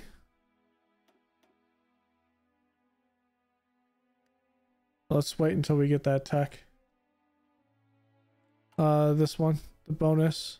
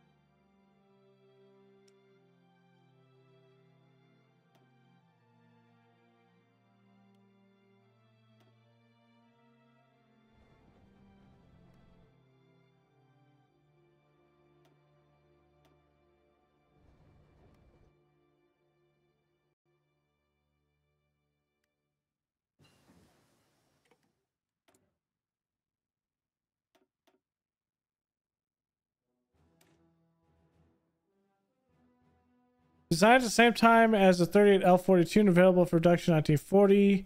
The 30L Borsig had a bigger chamber and longer caliber than the 38. Following the fall of France, Hitler then, with considerable precedence, had given orders that the Panzer III's main armament should be the 39. Okay. What to become one of the biggest blunders in the history of the German army, they disobeyed on the grounds that so far the 38L42 was successful and didn't bother informing the Fuhrer of this decision. The story they gave afterwards was that it was impossible to stall in the Panzer III, but in fact no real attempts were made. During a tank demonstration in 1941, to his great surprise, Hitler learned that his orders had been followed. This resulted in one of his first famous rants to Fury against the incompetence and betrayal of the German officers. In an urgent meeting, the experts insisted that mounting of the gun on Panzer III was impossible, but to everyone's surprise, Director Patson from Alket declared he was prepared to try. After experimental piece was built in 1941, which was accepted, it would need another 6 months to enter mass production, i.e. 5 months after Operation Barbarossa. When the Russian T-34 and KV tanks appeared at the start of the Russian campaign, the weakness of the German tank armament was quickly revealed to its fullest extent. The 38L42 could only destroy Russian tanks at suicidal distances. Furthermore, Hitler's discovery in April 1941 that his orders had been deliberately sidestepped by the German army generated in him a distrust which lasted throughout the end of the conflict and had catastrophic consequences. As the German general put it, it costed Germany the war. Had the 39L60 armed Panzer IIIs been available in numbers in June 1941, the Eastern campaign would have gone very different. The army's rebellious and smug attitude turned out to be in the end a fatal error. At the very least, this gun proved to be deadly successful in North Africa against British cruiser tanks and light armored M3 Stuart tanks, helping Rommel build his myth and reputation. Okay, cool. Let's get that.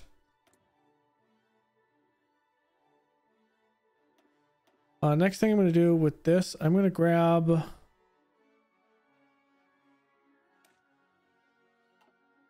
this. The effective SIG-33, a mortar howitzer, was much too hard to move across the country due to its weight. At the instance of General Major Manstein, champion of SPGs, it was pre-designated to be fitted on armored vehicles. In early 1940, Arquette received an order to develop an SPG on the Panzer I chassis, a very logical choice since after the campaign in Poland there was a large number of these tanks in need of repair. The most obvious advantage of mounting a gun was its mobility, which let it keep up with the fastest infantry advance, move across terrain that would have greatly slowed down the conventional towed artillery. It could also open fire almost instantly, with the normal gun needed to be in place before it could be fired. Although the impact of a 15cm shell was devastating, it also had a demoralizing effect on troops. Self-propelled 15cm SIG-33s remained in service to the end of the war. I need that. Because we're going into everything. Okay.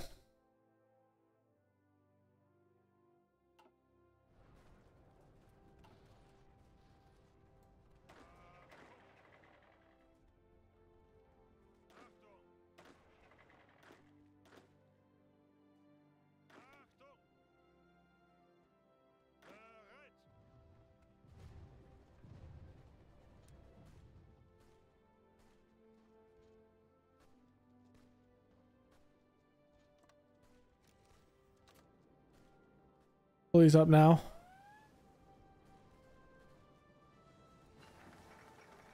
Iceland has capitulated. Neville Chamberlain has announced that the cowardly Icelandic nation cannot afford withstanding pressure from the overwhelming presence of British forces throughout the country. The Icelandic government chose to flee the country and has gone to exile. Their main forces have capitulated, and the United Kingdom is now in control of their home area. Though the war against what remains of the Allies continues elsewhere, this is a great victory for the UK. Okay. It's March. In May, I think we're going to do this. Let's expand the SS. Maybe we can get more troops.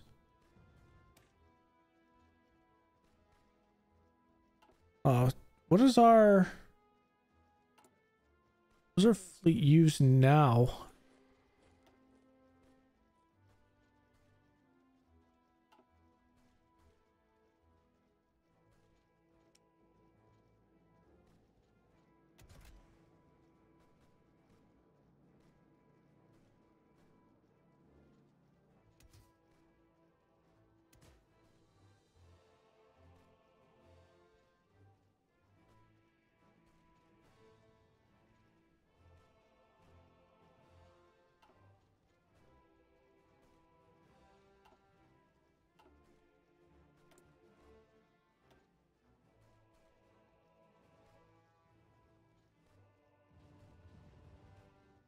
What does it have now? I didn't really notice that.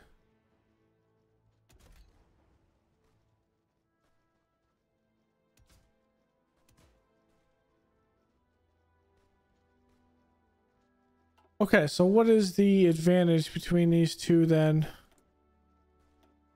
Or disadvantage?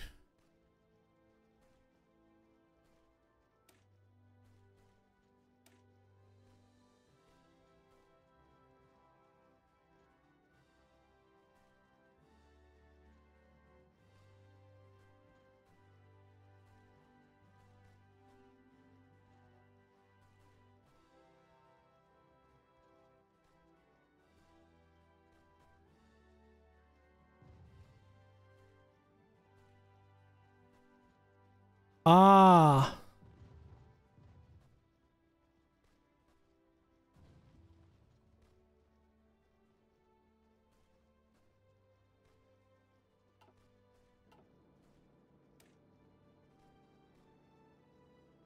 That is likely going to be what we need for that. Okay.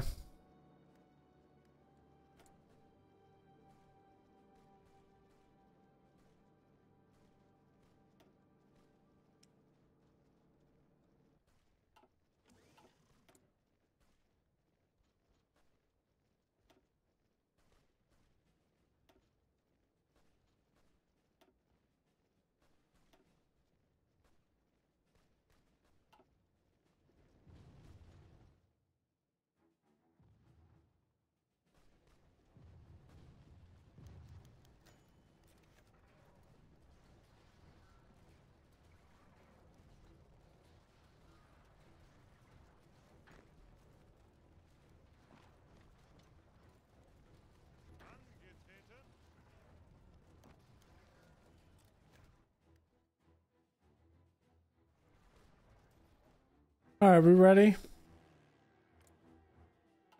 If you our next episode to plow through the Benelux. And here, I don't think we're gonna plow through Luxembourg.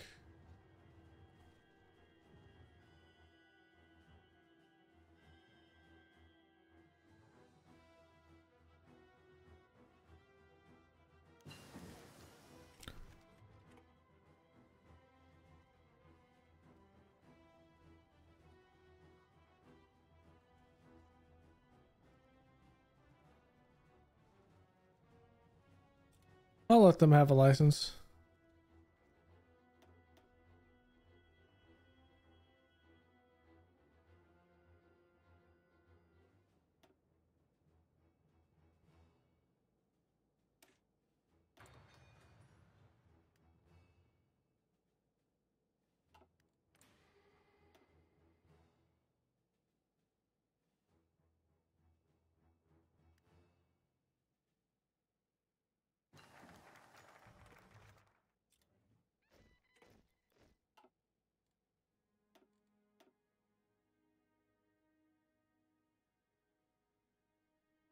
It's 14 days, so I don't want to do it right now.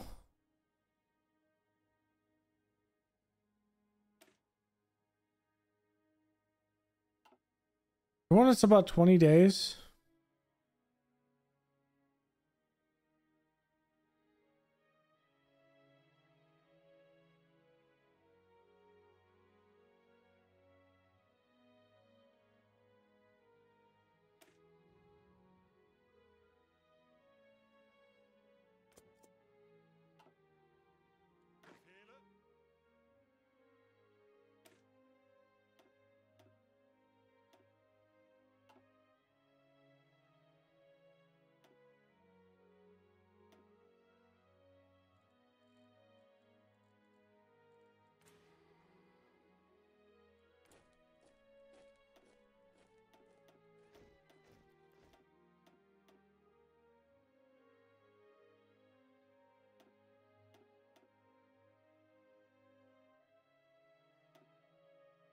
Okay.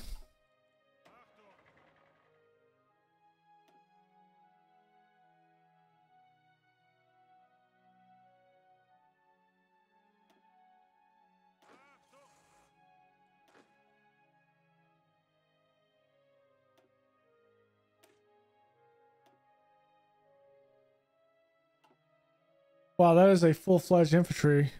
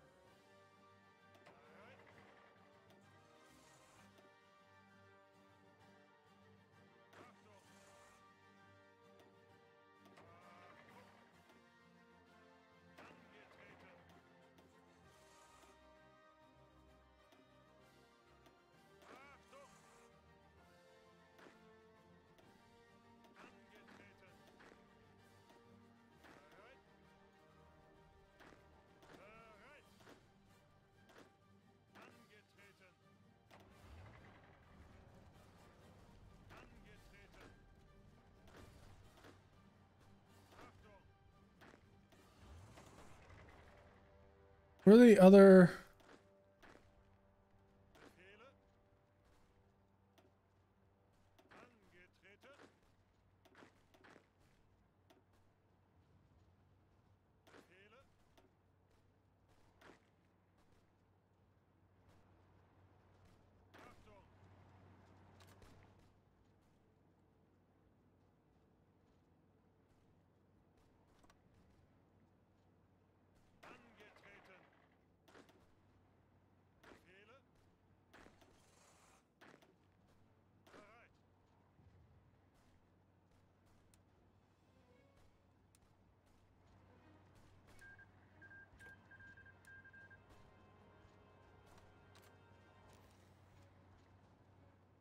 Okay, this unit, what we're going to do is we're going to fill in any defensive position to the south when we go into Luxembourg.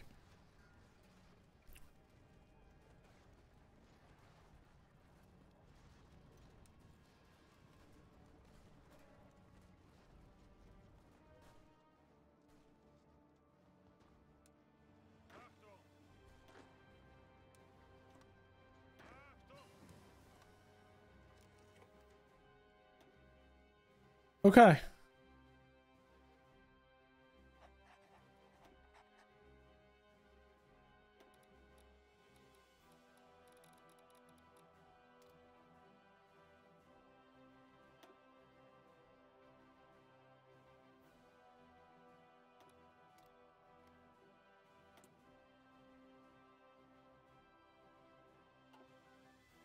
He'll ask in his own way in the first place.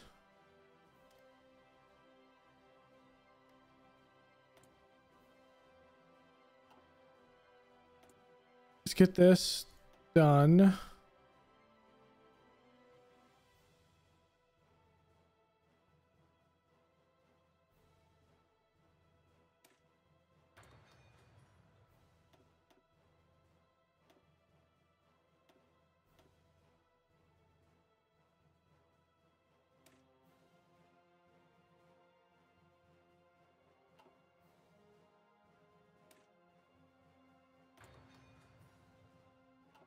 And we'll be set to go. Manpower is going to be an issue.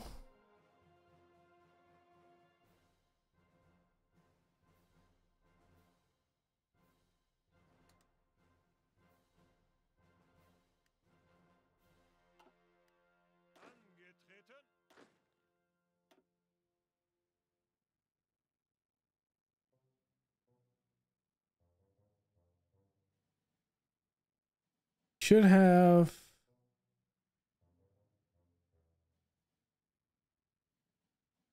Yeah, that'll actually help me when it comes to defending the coast. Okay, so I'm gonna put an end to this episode here. I'm gonna have to change our service requirements. Just up it to here.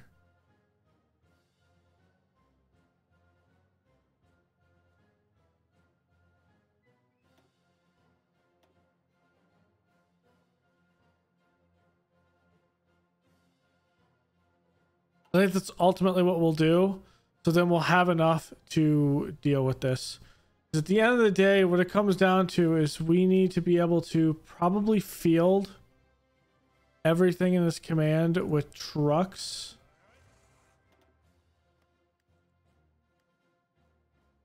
And that's so many trucks that we cannot handle that.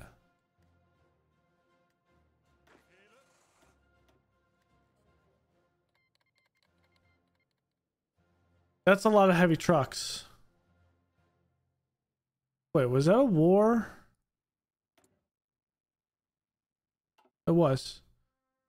That's a lot of trucks, I think.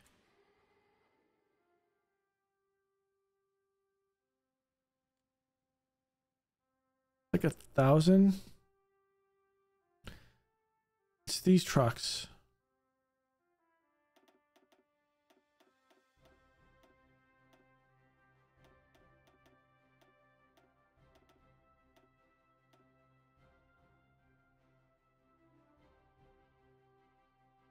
It's those trucks. Okay, that's interesting to know. I actually got those trucks wrong.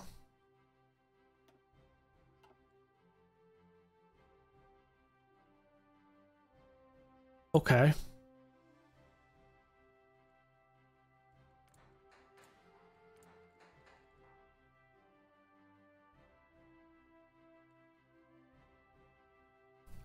So the rubber refinery portion will be good. At the end of the day, we're gonna commit to this and we're gonna see what happens. So it's going to be an interesting turn and set of events.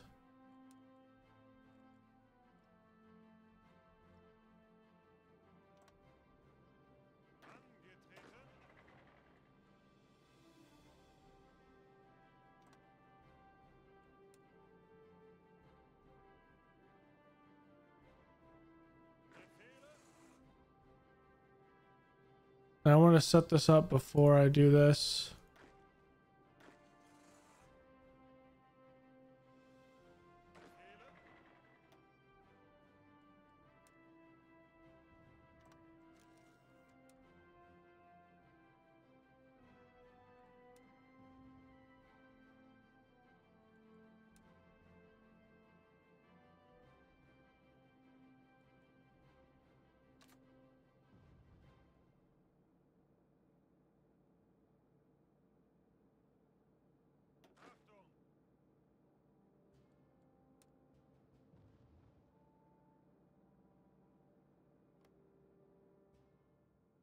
Okay, so that is going to be the push there.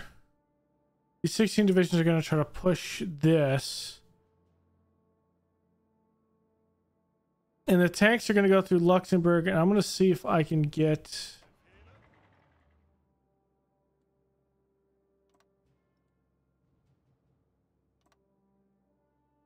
a further push through Luxembourg, through Verdun, Reims, and I think we try to push them as fast as possible here.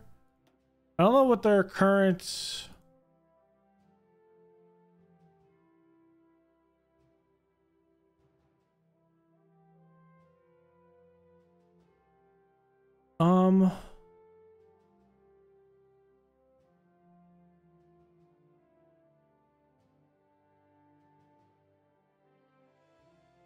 I think we can get this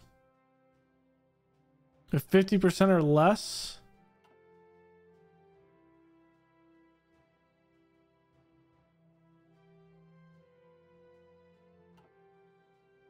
And Paris is 50 points. I think if we take Paris, Orléans, probably this section here, France will capitulate. And then it's what to do down here and get ready for Russia in that case, and kind of build the Atlantic Wall. So thank y'all for joining me. Go and leave a like below, comment, and subscribe, and I will see you guys next time. Later.